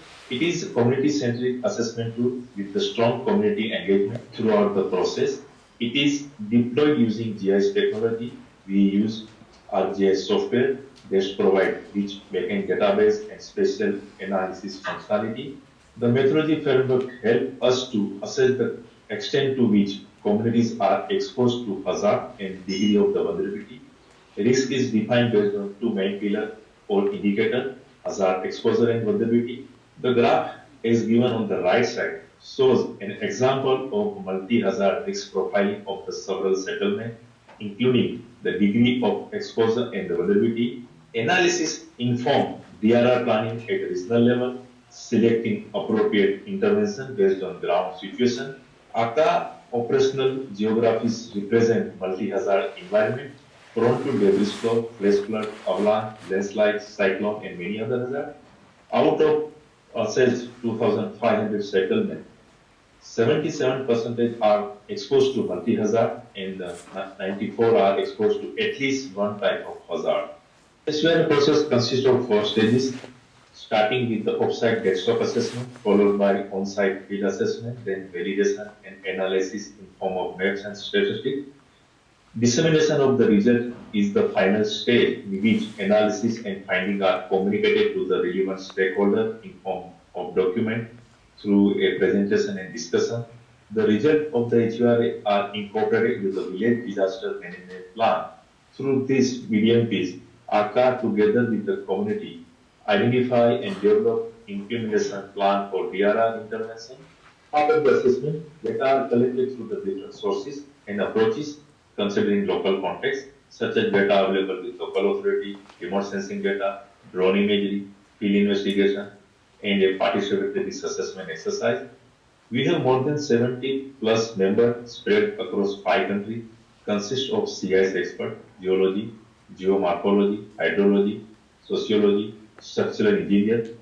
We use scientific approach part of the assessment, but at the same time, indigenous knowledge of the community is also important for the HVRA because our program area are typically hard to reach, prone to multiple complex hazards, and around 75% are located above 1,000 meter altitude.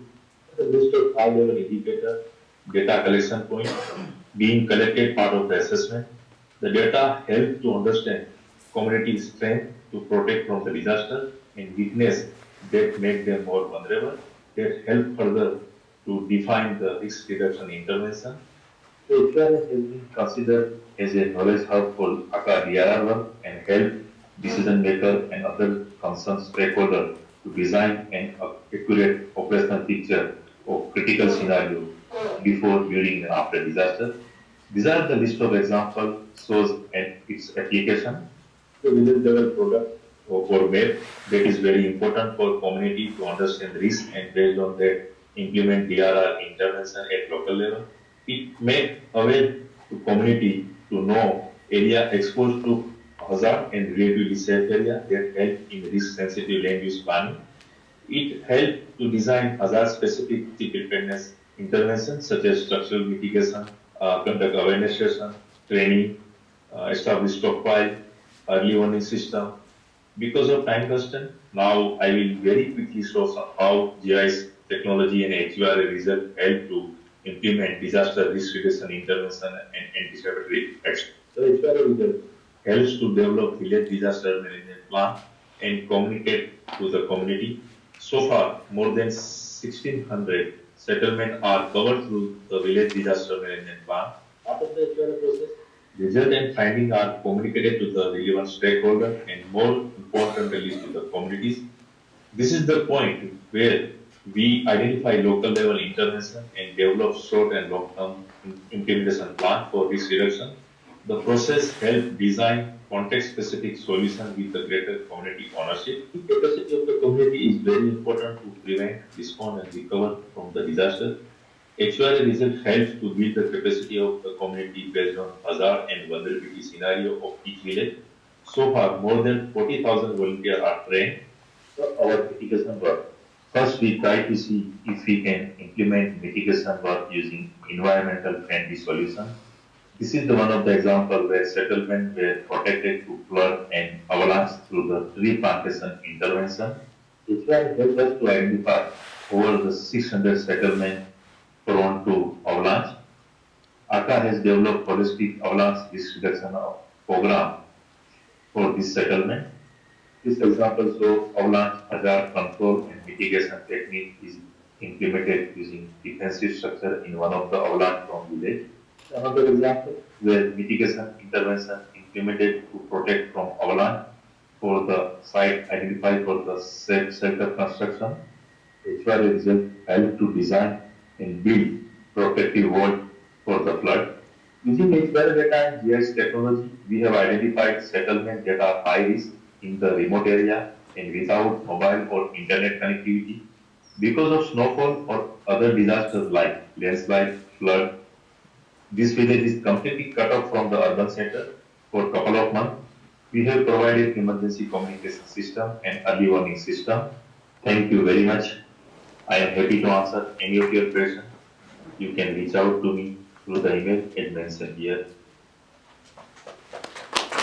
A little bit. So, what I really like about ACA's work there, and the work that Rahim does, is really this connection between the sort of scientific method of measuring hazards and connecting that to policy making at national and also local level. In fact, during the opening session of this conference, Dr. Emmanuel mentioned this very point. One of our big responsibilities as a community is to identify how we can make the connection between the technology that we handle so well and the science and the policy making. Because at the end of the day, if the products that we produce are just left on the shelf and not turned into policy or action, then we might as well not do them. So I think that's a really nice example with ACA there of really making that link between the science and the policies and the prevention risk reduction measures. Just to conclude, then, I just wanted to say the work that we do with ACA and many other partners, many of yourselves, in fact, inscribes itself again in this sort of impact orientation. How do we make sure that the GIS technology, the remote sensing technology that we have access to has impact in various aspects? So we have this umbrella initiative called GIS for Good. There's a little QR code that you can take here and it takes you to the website of GIS for Good. And within that umbrella of GIS for Good, we have a number of programs. We have the education program, we have the conservation program. My colleague David Gadsden has spoken on that. But we also have the disaster response program. and the non-profit program. And those are programs that are specifically designed to make accessible some Esri technology for those purposes and for non-profit organizations in a sustainable way. As part of that work, we're developing what we're calling the Humanitarian GIS Hub, which is built around a sort of classification of humanitarian use cases around the disaster risk management cycle that I was showing just earlier on that slide, and to try and really foster a conversation around precisely how we can turn the science and the technology into impact, into humanitarian impact, into disaster risk reduction and disaster management and response. So this hub there, you can also visit using this QR code. If you want to take that one down, and I can leave that one up for a second. And while I mentioned that as part of this work, we're also working on fostering a community of practice around disaster risk management, a decentralized community of practice around disaster risk management. What do I mean by that? What I mean by that is that traditionally, humanitarian response, disaster response has been very much hub and spoke. It's been a couple hubs of expertise that are then deployed on a project basis to disasters to respond. What we are working on with various partners, including RCMRD, is to try and create more of a mesh, a decentralized network of capacity in the application of GIS to disaster response. And we're actually working with the RCMRD to organize an event in December, actually, on specifically the application of GIS to disaster response. This last QR code takes you to a survey form that allows you to express interest in attending, as this is really just for information purposes, so that we get a sense of who might be interested in attending this. The idea is really to run workshops at regional levels that focus on the demand side, that focus on the disaster risk and the disaster management community, the national disaster management authorities, and look at what their requirements are. What are their needs in terms of coordinating and managing disasters? What are those needs that we as a community can respond to? How can we target our response? How can we better target our development so that they respond to their specific demand and specific needs? So I encourage you to go onto that form and express your interest if you would like, if you are interested in participating. It'll be here at RCMRD at some point in December. We haven't actually decided on a date yet. I'll leave it at that. Thank you very much, and I guess we'll be taking some questions now.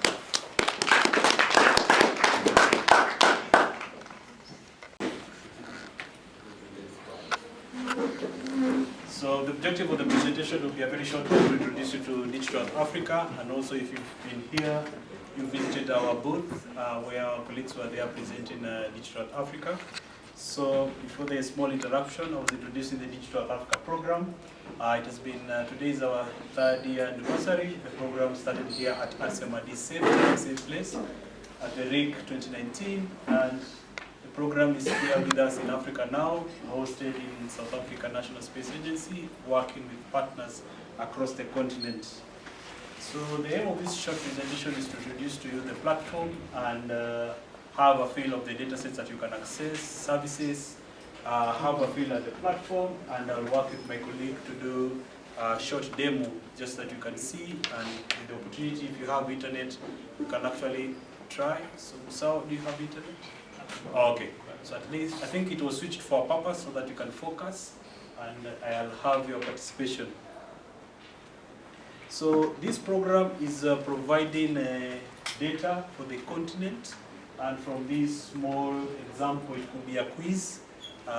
It's an image somewhere in Africa. It's normally called the Eye of Sahara. It's in Mali, Mauritania. Otherwise, if I showed you the picture of Lake Victoria, could you recognize it? Yeah. Okay. Just checking if you're in the right room. So our vision is to provide this analysis of data to support the various sectors, agriculture by hand of people in food security, people in water sector, not sure again, okay, people leading with land degradation or land management, yes, people dealing with urbanization, not sure, coastal erosion, people dealing with everything, like Dr. Kishoro at JQuat, our student. Yes. Okay. So our program is diverse, helping us address most of these issues. And also we provide the data to everybody, leaving no one behind. You could be working from government, NGO, private sector. The program is aimed to empower you to be able to do much more. Look at the food productivity over time, water over time, even look at flood risk areas, land degradation, urbanization, how has Nairobi grown over time, and coast erosion, how is the coast of Mombasa changing over time. So our program is therefore diverse and inclusive. Like in this venue, we have many people from different countries, from different sectors, from different ecological zones. We have the youth, we have the people, so we are all in the right session. So we are working with our partners. So our program is hosted at the South African National Space Agency, where we are at Regional Center. It's our implementing partner. We're also working with other partners like Agreement in Niger, working with Afrigis in Nigeria, working with CS in Senegal, and another institution in Tunisia, as well as Afrigeo. So do you know today is, which RIC is this? 5th or 6th? RCMRD conference? The 5th, I was just checking if we're in the right week. So the data sets and services, which is very important for us. So in a nutshell, we provide analysis-ready data from free and open satellites, Landsat, Sentinel, from those respective agencies, and we prepare it in analysis-ready format so as to support your learning. At RCMRD, we're teaching students to empower governments, empower ministries, departments, empower NGOs, empower everybody to use this, and also look at maybe our national development goals. For example, the national development goal for the country of Kenya is which one? And other than Vision 2030, there's another big 4. So in Malawi, do you have a development agenda? 2063, very far. Very far will be there. Okay. So that is the African Union agenda and other agendas which are set by governments. So as I feel, some of the work that we've been able to provide is to look at the coastal erosion, an example of Tanzania, how you monitor crops, and also how you can even monitor some of the mountains and also water extent and rangelands. So in a summary, the data sets that we have hosted in the Amazon Web Service, who have an office in Cape Town, where we have over 3 terabytes of data, and we provide data for the whole continent. So in this room, even if you're coming from Malawi, Tanzania, anywhere else, the data is there for the whole continent. You can access for free. You can use it to access various algorithms for free, and also we've developed continental services which I'll be able to show you. So for example, the one on the farthest, the first one here is a cloud-free mosaic called GeoMat service. Also we have the water observation from space, which I'll be able to show you some examples. And my colleague will be able to do a demo. And also the best one we have is on cropland for the whole continent. So in a summary, this data is as follows. We have Sentinel-2, Sentinel-1, Landsat 5, 7, 8, as even 9. And we update them as we get them from our providers. So every week there is an update. And also we have the DEM and ALOS mosaics from JAXA. And I was explaining to my colleague Geshoro that long are the days where we used to download data from the USGS, and I know I used to travel at the lab at JQuat with how many 32 GB of hard disk. Now at least you guys have a terabyte. So we used to go to the lab to download data, which would take time. Then after that, you get the disappointment that It is full of clouds. We did finish downloading because of the power blackout. Other frustrations. Strips, land strips, any other frustrations. My colleagues from Dekut. Missing scatters or even mixed messages, or maybe it didn't download because the downloader, the service provider, switched things off. So those were the challenges, even having a power blackout and you're not able to proceed with your projects.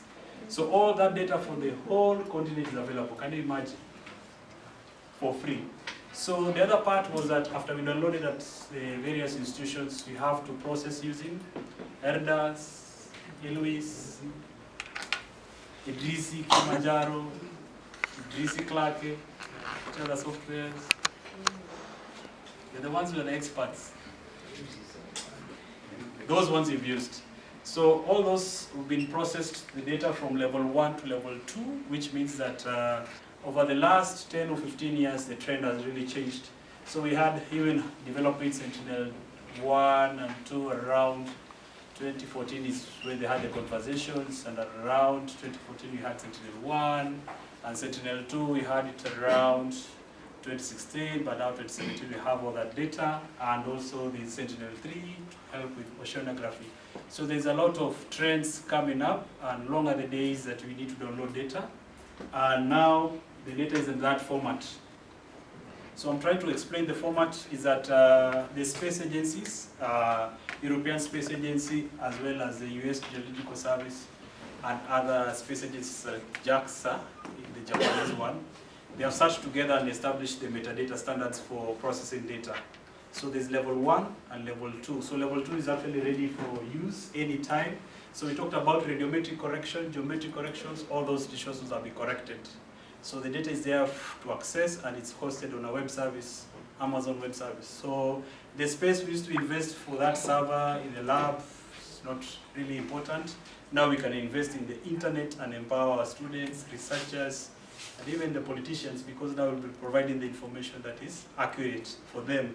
Instead of them sitting down and saying they're building dams, but we can see from the images what is really happening and empower you as scientists and young entrepreneurs. So one of the products we've developed is a water observation from space, and actually we've developed this based on the needs from the different countries and priorities. So looking at the water observation from space, you can even go at Lake Turkana and look at the changes over time, Lake Victoria, those big bodies that are a challenge, Lake Chad, Central Africa, in Malawi, those lakes, Lake Malawi, you can look at it anytime and see the changes over time. So the water observation from space initially was developed using Landsat 8. It was a 7-year project, and we extended that to cover up to 1984. So it means it covers over 30 years. Maybe some of you were not around, just an idea. Some of you were born in 85. So we have as data as that much. So you can actually validate that information. So for example, looking at some of the changes, you can see the change over time of our water body, even looking at as far as Niger Delta. So anywhere you can actually visualize and see the changes of water over time. So that is some of the products. The other one is cropland, which you have to have an example. Then we also have the cloud-free mosaics, which is available in the products. And also we have the fractional cover. And my colleague has been working with partners in West Africa and East Africa to develop something on coastal erosion. So in case you are from marine sector, you will actually feel empowered. So the platform is free and open, no cost. You can access it as a web service, as a map, which any entry level, any user, even a journalist can access, even a politician can be shown. And the other part for analysis, you just go a little bit GIS analysis. You can be able to register for free on that sandbox. And also we have the program, the data can be accessed through our web service. I know the young people are able to know those things called APIs, application programming interface, that you can access data from Google Earth Engine or from Bing Maps or those things you call big data. So you can access it from different platforms without buying any other software. We even have opportunity for you to access the data on your QGIS or AZ software. And the partnership with Esri is so strong that they have agreed to put our data on their geoportal, so it makes what is available here can also be accessed there. Then freely, and lastly, you can be able to learn more about the platform in terms of training, and it's an online platform. A free course is there. We have a small introduction course where you get a certificate and you're able to share it on your Twitter or even LinkedIn. Even in your CV, you'll become more experienced and add more credentials to your work, but also be able to work smart in the things you do. So you can analyze data now from the sandbox environment. So this enables you to access for free English and French version. Not leaving my brother from Burkina Faso. I know I speak very small English, small French as well, but we're able to communicate. So working closely with our partners, we've been able to translate even the courses in English and French, and we use these libraries to make things a little bit easier. So as a summary, our program is much easier than Google Earth Engine, for those who've used Google Earth Engine. So this one is much more easy. You don't have to have those JavaScripts crammed or copy-paste. Everything is already, we have algorithms arranged. So to make your life a little bit easier, so these are some of the libraries we've developed, some to help in agriculture, some in water, some in vegetation, land relation, etc., etc. And I'll be able to share with you the PowerPoint, so don't worry about taking notes. So the learning platform, it has been developed through an effort with our partners. Just before COVID, we had the idea of developing the learning materials for free, and we had to work with our implementing partners, and that way we were able to work virtually and launch the course in August 2020. And so far we've been able to train over 100 people online, the English version, and for the French version we have at least over 35 people who have finished, and others have registered, and it's just a matter of effort. It's self-paced. You can start today and finish tomorrow, or you can finish after 1 year, but it's a pace, so you go at your own pace at least so that you can get a certificate and you can be able to use it. So this training course we've been able to develop with our partners in English and French, and we are working closely with our implementing partners to develop courses which are fit for purpose. So there's an introduction.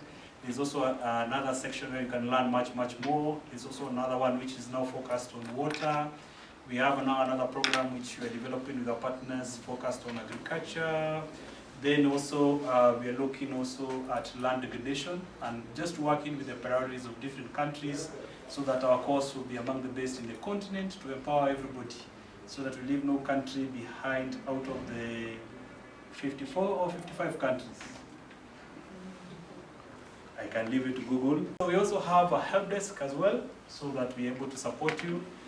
In any case, we get requests on some of the issues you might have, either technical or some information that you require, and also we develop some knowledge base for us to be empowered. So since that time I mentioned August 2020, we've been able to grow our user base from just a few to over 2,000. And these people are connecting from everywhere. We have the training in English and French, and also after the training sessions, we also developed something which is called like a live session every week. So we started this in the August of 2020, and right now we are talking about 97 sessions. So every Wednesday, 11 a.m. GMT, should be 2 p.m. in East Africa. We connect users to share where we are, our impact stories, our experiences, and also showcase some new tools that you've developed, as well as thematic topics that you might require, and you don't have to go to that Google Earth Engine to think so much. Just have a session in a YouTube and you can learn. So all the sessions, we record them and we put on YouTube for people to discover and search. Or when you write to me, we can connect and you can be part of our sessions, such that we connect via Zoom. Even if you're connecting from the village or anywhere, you're not left out on the knowledge. So also we continue to grow the user community. Like now we are here, over 30 people. We are learning something new that can help you somewhere, or can help even a colleague or some friends in your areas of interest. So the sessions that I've talked about in English and French, we started only with English session in 2020. Then we were able to get colleagues in Francophone. We started the French session early this year. So we normally alternate this week English, the next week French. So like this week we had Joseph, my colleague, conducting a session in Drought Index yesterday, and we recorded that and uploaded it on YouTube. Next week we'll have a session on English, so it will be about some of the tools that we have for the Africa Geoportal, working together with ESRI and partners. So we are working with everybody, so it means that we are trying to create impact where it's possible, so that we don't leave anyone behind. Long are the days that you need to use only one tool. You can have variety to compare, so that you can actually be more empowered and do your work quite easy. So our users actually grown, having the numbers I was talking about. It was a tough time the last 2 years because of COVID, but now we thank God for the opportunity even to have this workshop to meet face to face. And we continue to engage with you. Once we have your contact, we can visit you, or we can actually convene in different sessions. Like with Geshoro, I know we can convene with the students in JKUAT to empower judges. At DECUT, that's another story. At RCTI, you are the champions. We can work with you to have sessions. Other institutions, we can work together. It's Malawi, we can connect. So there are many opportunities for us to connect, either virtually or face-to-face, and also recognizing the opportunities that we have to look at our partners, as well as work with the young people, diverse communities. We're even working with the Africa Women in GIS to empower them so that they can have a voice in the global footprint. The work they do, they're able to share. So just going to the impact before the demo, so that you can see the value of your participation in this session, is that we've worked with the various users, community stakeholders from different countries to come up with some of the stories, so that you guys can also be more empowered to actually look at the platform, use it, see the value, where you're coming from, the organization. So looking at different countries, looking at water quality mapping, look at water extent. We even had a story of relocating giraffes from Lake Baringo because of the rising level of water. We had a story on the wetlands, different areas.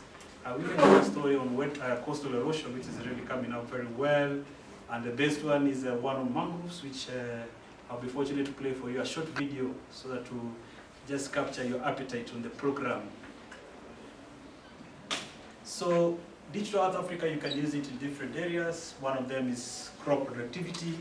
Just from the session we had before lunch, you can look at the phenology over different areas, and this is just a sample farm of where Joseph come. This is his farm in Kigali, where he's been farming maize, and you're experiencing challenges, and you can see the trends in crop productivity using just Sentinel-2 over time, which is very impactful. Then he shared another location of some of the farms around there, and you can actually see the phenology over time, and it's quite impactful that you can see start of a season, end of a season.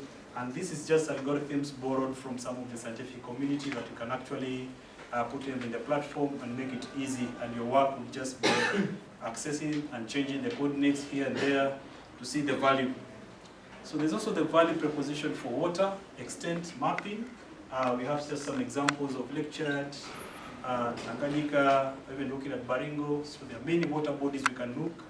The tool is there, it's just changing the extent, and you'll get the information that will be useful for planning and also for reporting. There's also an opportunity to look at wetlands as part of the GMS work. Looking at wetlands, you can look at any wetland in the continent and see and capture even how it appears from space.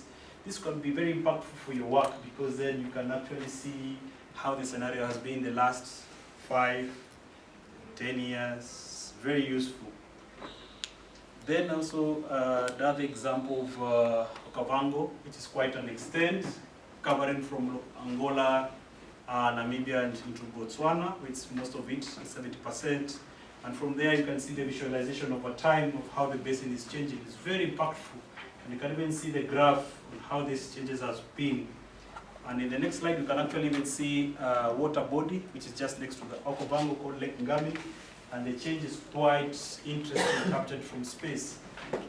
Looking at this, I was also able to see the story being covered by journalists on Al Jazeera and how this is actually affecting people, and we're working with a researcher from Botswana to actually document this, and she's been able to develop even a book chapter, and she continues to look at more. So we're even empowering those researchers, struggling with the research. Either you're a student, professor, you're in different sectors, you actually feel more empowered using a tool which you do not really struggle to access. It's free, and we are available. Myself, Joseph, and the team is here to connect with you anytime, anywhere.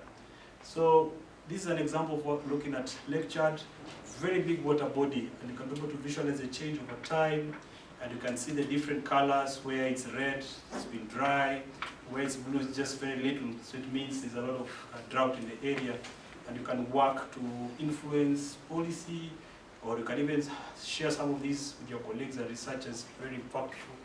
Even having a screenshot shared beyond an email, you can even share via WhatsApp to a village to empower them. This is another service which is in development and very soon will be live, coastal erosion. Currently you can run the program, but now we want to have it for the full continent, and we are working on validation with the implementing partners, including RCMRD, to show how we can have this for the whole continent and how we can actually respond to climate change. So what is the use of looking at coastal erosion? So for example, in Mombasa, you are sold for a beach plot, and the scenario can be different, because then you'll be losing your land or gaining. So an erosion means you lose your land or gain, so it's very impactful even for land use planners or planners. So you can also monitor some snow in the mountains, and this was an example of Rwenzori, and it's very impactful that it's an index.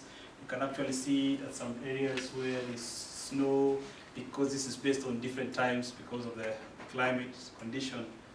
And one use case which really helps us understand and see the value of Digital Africa for climate change is that we are working with State University of Zanzibar to empower them, the researchers, academia, the researchers and the academia lecturers teaching their students how to use the platform, and the students, part of the youth mappers, going on the ground to capture the coordinates. It's quite impactful, because we have an ecosystem where the research goes to the ground, and we work at the village level with the people to actually validate the results. And this was quite a story captured last year and documented as part of our climate documentary, which with your guidance I can show you a little bit before you doze off.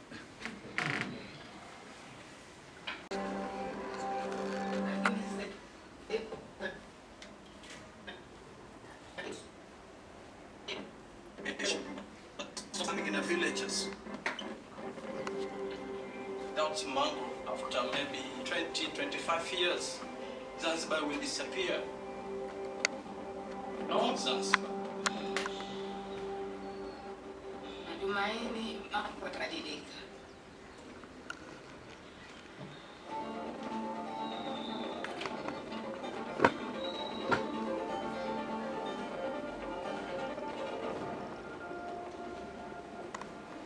Skills of Earth observation data on how to use geospatial tools to solve the problem that the Earth is facing today.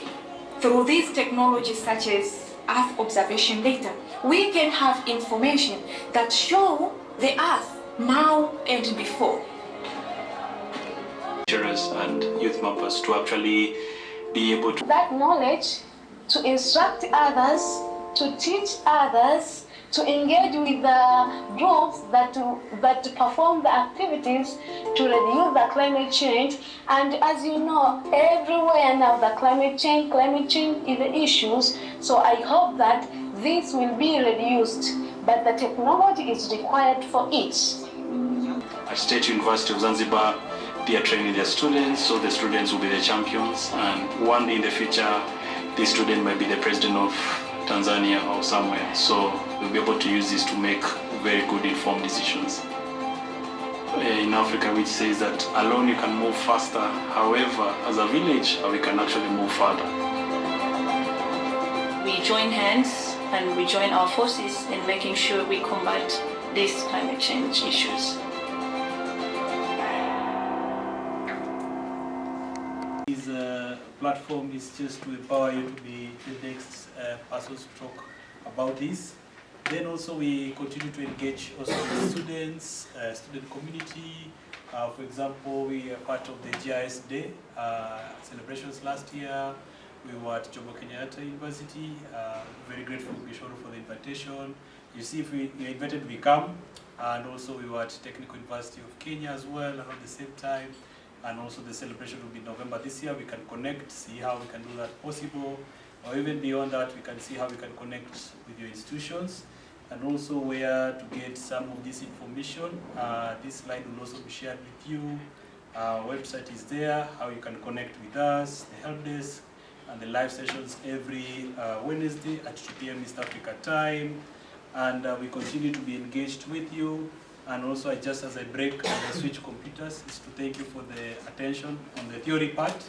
And my colleague will do the live demonstrations that will keep you glued to your seats. Thank you so much, everyone. He will show you how to use the platform. And also, you can give us an example of an area you want, that village or somewhere.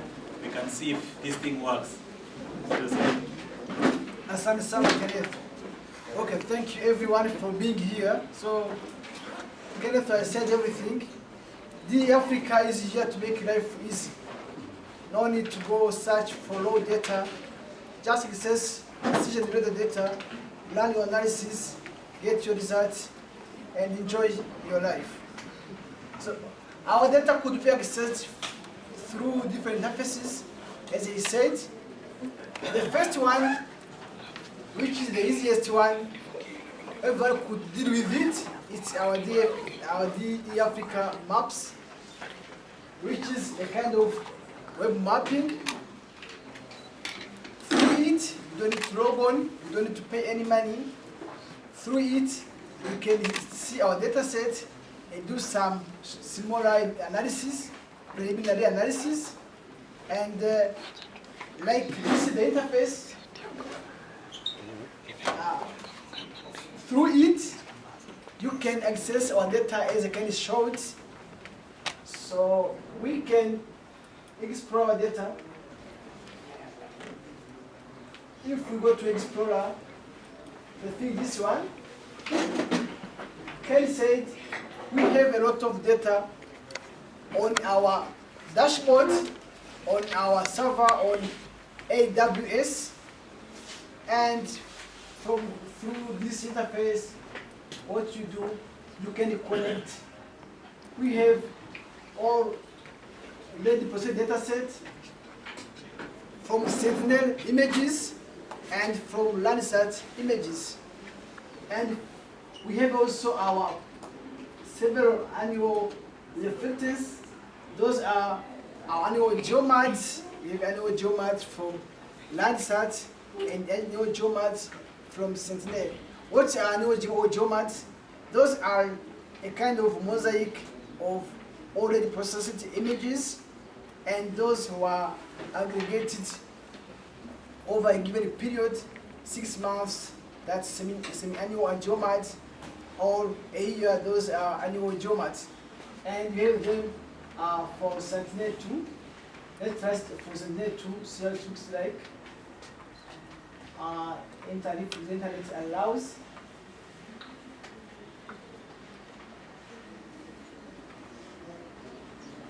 Oh, it's taking longer. That's weak. I've been checking. But no worries, you can get back there.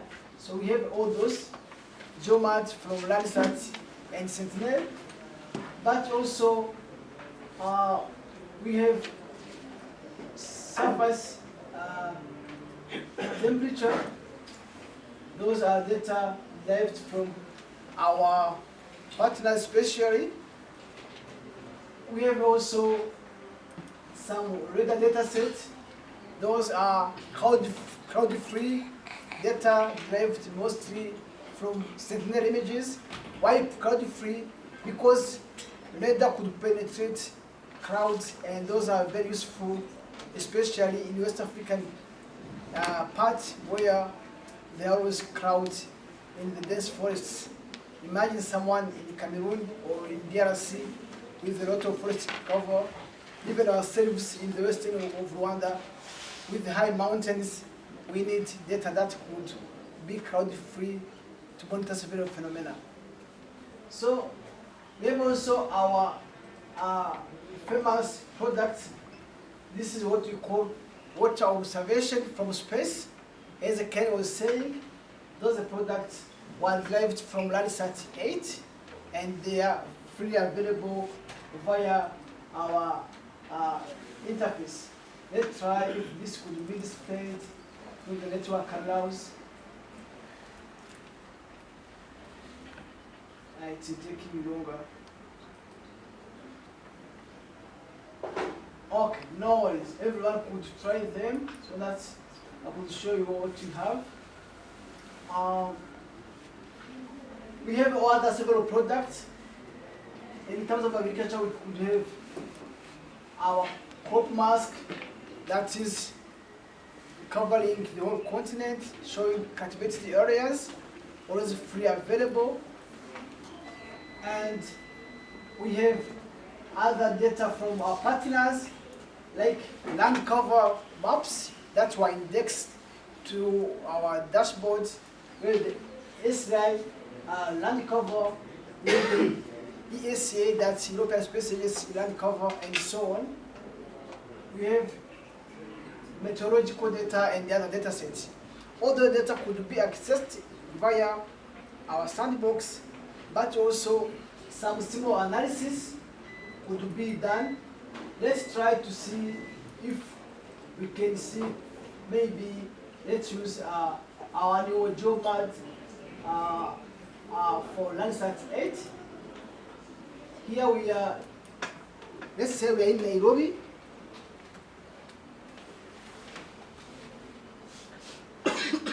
See loading.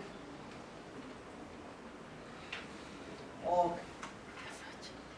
So it takes longer because we are using our tethered internet. So it's not that strong, but we can see some changes over time and try to compare what's happening. This is a very simple interface for people who like to explore. Maybe you are a gentleman in the office, you are processing things, you could show your boss immediately. So it's an exploration interface. But the most important we have to demonstrate to you is our sandbox. Our sandbox is a Python-based interface through which you can run some analysis. So I have tried to open several windows because the network was not good. When you open our sandbox, it looks like you see there. If someone has internet, you could even write the Africa sandbox or try to type sandbox.africa.africa.africa. That sandbox, what you do when you open it, do you have internet? No. I'm on internet. You are the one with the information. Okay. Taking what you're saying. Okay, so it should be a short demo. Okay, when you open our sandbox, it looks like that. So they give you an option. You log in if you have an account. You sign up if you don't have any account. Right? When you click, this time to work. It works. So, well, very slowly. But when you try to sign in or to log in, they give you where you could create an account. You have to put your names, your email, and your password.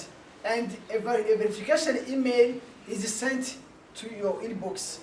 Then you could verify your email and can get back and log in. Sometimes it should go to the spam folder. So check the spam folder so that you could confirm the email and start logging in.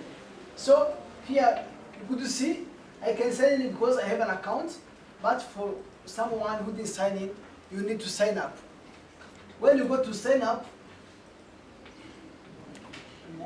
this is the important stage.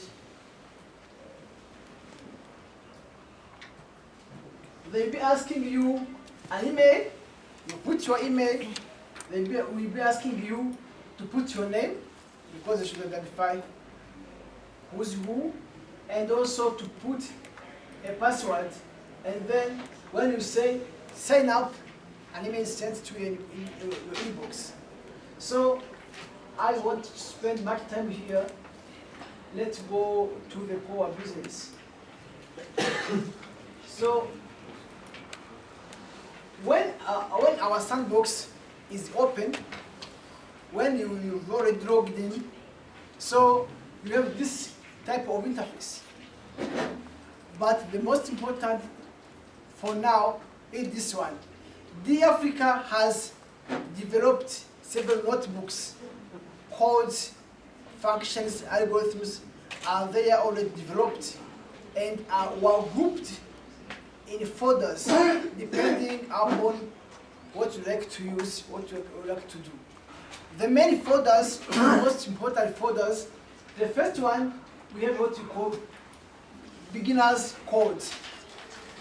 Why we need beginner's code?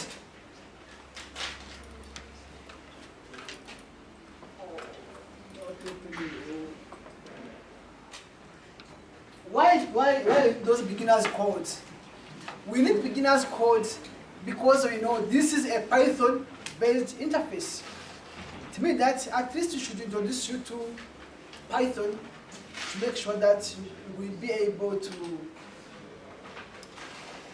run or to modify or to update our existing notebooks or even treat them very easily, very friendly.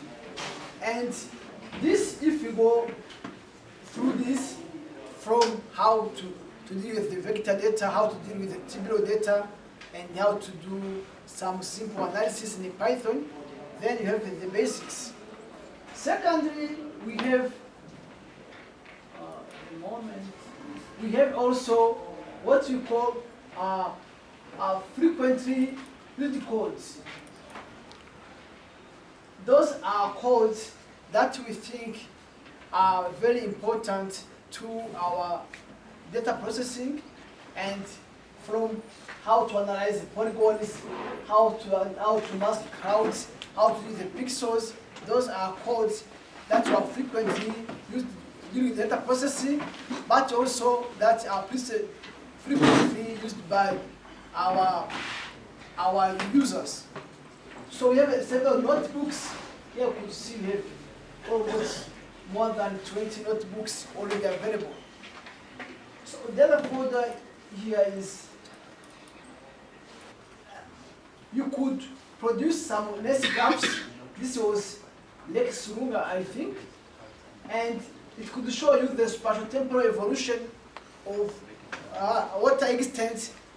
This was from 2016 to 2021.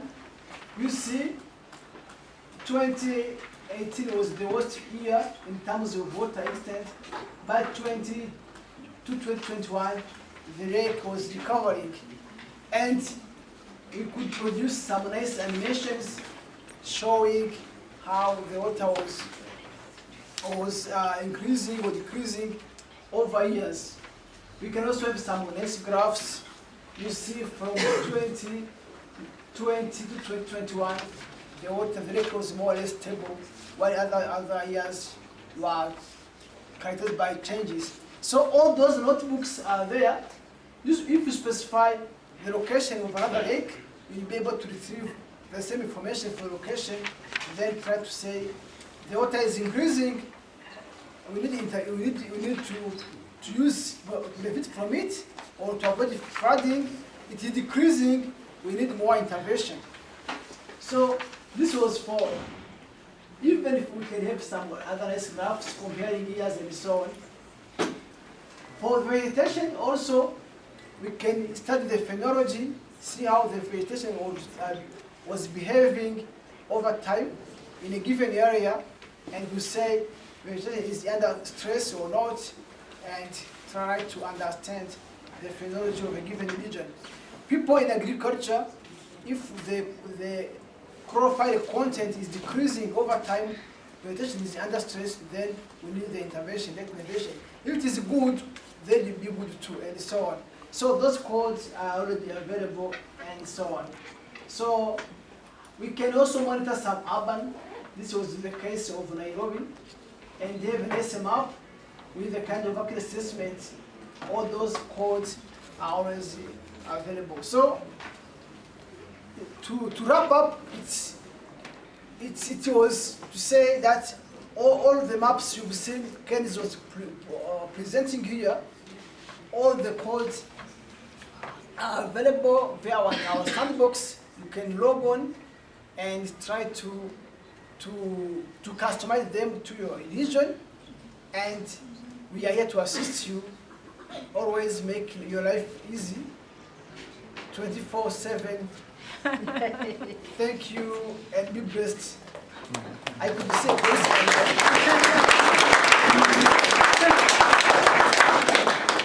So, any comment, vote of thanks? Yes, Frank? In 1985, particularly for the lands. Now, my question is, where is the other one from 1972 up to 1985? Okay. Yeah, that one had an issue with stripes for Africa, and they had gaps, and I remember using it for my work. Landsat 4 was quite an issue. So Landsat 5 was a success because also Landsat 4 failed. Yeah, so I wish we can work with 84 for now, and I think Landsat is the best historical data that we have, which is free. Yes, apologies for that. Vote of thanks? A comment? Question. My name is Felix Otieno. I'm interested in the area of food security. So we started the conversation with Joseph, but I think time was limiting. So I would just really, when you are presenting, you talked of some of the pillars that you are interested in and you're working on. Food security was one of them. So I just wanted to know, is there a specific area where you guys are working on? That is A. Then the second one is we understand that to build, enhance agricultural productivity and sustainability of farmers, you really need to enhance the resilience of farmers to produce. One way that has been confirmed to be perfect in that area is crop insurance. So I just want to know, since you provide your data, have you provided capacity insurance before? And if you've done that, what were some of the challenges that you faced? Then the second one is on the same, what solutions or products do you have for crop insurance? So thank you for your question, and I believe you attended the session, so you are given an answer. We are working with our partner, Savir, who developed a crop insurance, quality assurance project. So our work now is to feed in with the data that we have to their program. So there's no need of reinventing the wheel. We are working with the existing partner, and RCMRD is a partner, and Savir is a partner. And on the first question is that we are working with different organizations. For example, we're working with the FAO to support the STG to food security using application. And as you know from your background, it's not like you can just go to one notebook and get all the answers. So it's a consultative process, which, for example, my colleague Joseph was giving a training to the National Statistics of Rwanda based on their priorities, and food security was one of them. So first of all, they actually trained to use the program and give us feedback on what they can use, because they were saying they were using different programs or scripts, so we don't want people to change their ways. Just see how we can complement their work. Then also he was working with the Burundi statistics, where they also worked on agriculture and food security, and it's ongoing, and we are working with the FAO on some of those indicators, and it's quite, you can't get just an answer like now, because I know maybe if you are reporting from the office of the president, it's like you learned a figure today, how many hectares, etc., etc. So it's an ongoing conversation. And our partners at Esri have been able to showcase what they were showing in the, before lunch, and it's something just we are seeing how we can add value to programs. So actually everyone here is working on different programs, and the opportunity of this workshop is to appreciate what is there and how it can connect with us, and also how we can work with you to improve the service and dialogue. For example, Dr. Jane comes from ITIS in Uganda, and she's part of the GMAs working on wetlands. Is there anything you are working on the food security? Rangelands in the northern of Uganda. In the west. Right now in the west. Okay. But that other one is EU project. Okay. So what I was trying to say to my brother is that there are different programs, different opportunities to connect, to come up with a solution, and we cannot say today we'll have the solution for this one. For example, the water extent has taken us at least 2 years to at least 1 year validation, and we still continue to work with partners to improve it, and the feedback we get from everybody is very important for us to work, and even how we can package the tool for policymaker or for someone from a research organization. And for example, the project I mentioned with RCMRD RIC is trying to see how we can strengthen the agriculture and water nexus. Some of this work is, I think a dialogue is what is required first, and then we can connect pieces. Our statistics office are using different programs. For example, that one in Rwanda, they're using ARD, Joseph? ARD statistics.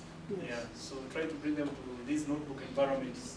As you can see, it's quite something else. Then I have my colleagues who are using Google Earth Engine for their work, and we're in the same room, and we're not fighting, we're just collaborating. So it's quite a dialogue. My brother in the water sector, he might want answers today.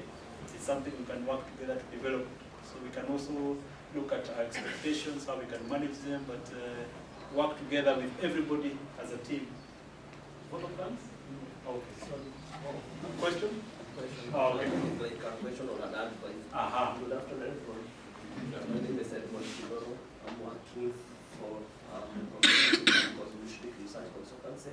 We had a baseline survey in Malawi, which we did and did a report, and right now we are doing a survey in Zambia. We've already started a baseline survey for monitoring for the infestation and all that. And we are already getting in the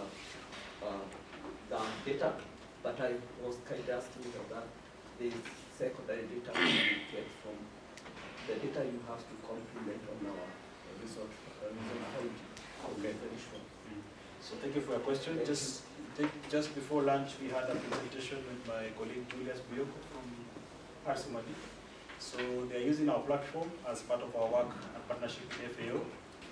We're looking at crop type modeling in Zambia. So they're already in Zambia, and I think we're able to connect with them, or you can connect with me, then you can see how we can connect.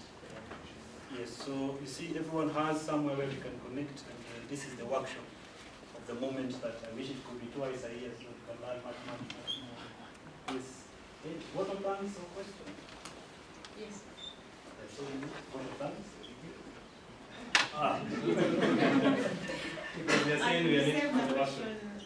Private, but I would like to thank the Africa for the work they are doing. I would like also to inform you that they can also collaborate at country level. We run a WhatsApp group as Uganda, the Africa, and we have also the Africa. We have done, we have analyzed the city expansion in the north of Uganda, and attached a mentoring program to that I was working with a younger person on that program. So I would like to thank the Africa that model to us is working perfectly, and also this workshop. Thank you, Ken. Thank you, team, the Africa. Thank you so much also for coming, because we could not have a workshop without you participants. And we have your emails. So long as your handwriting is visible, I'll write you and we connect. But if you're not able to catch your email, I'll look for you with the images, because I've taken you all of pictures. Thank you so much, and welcome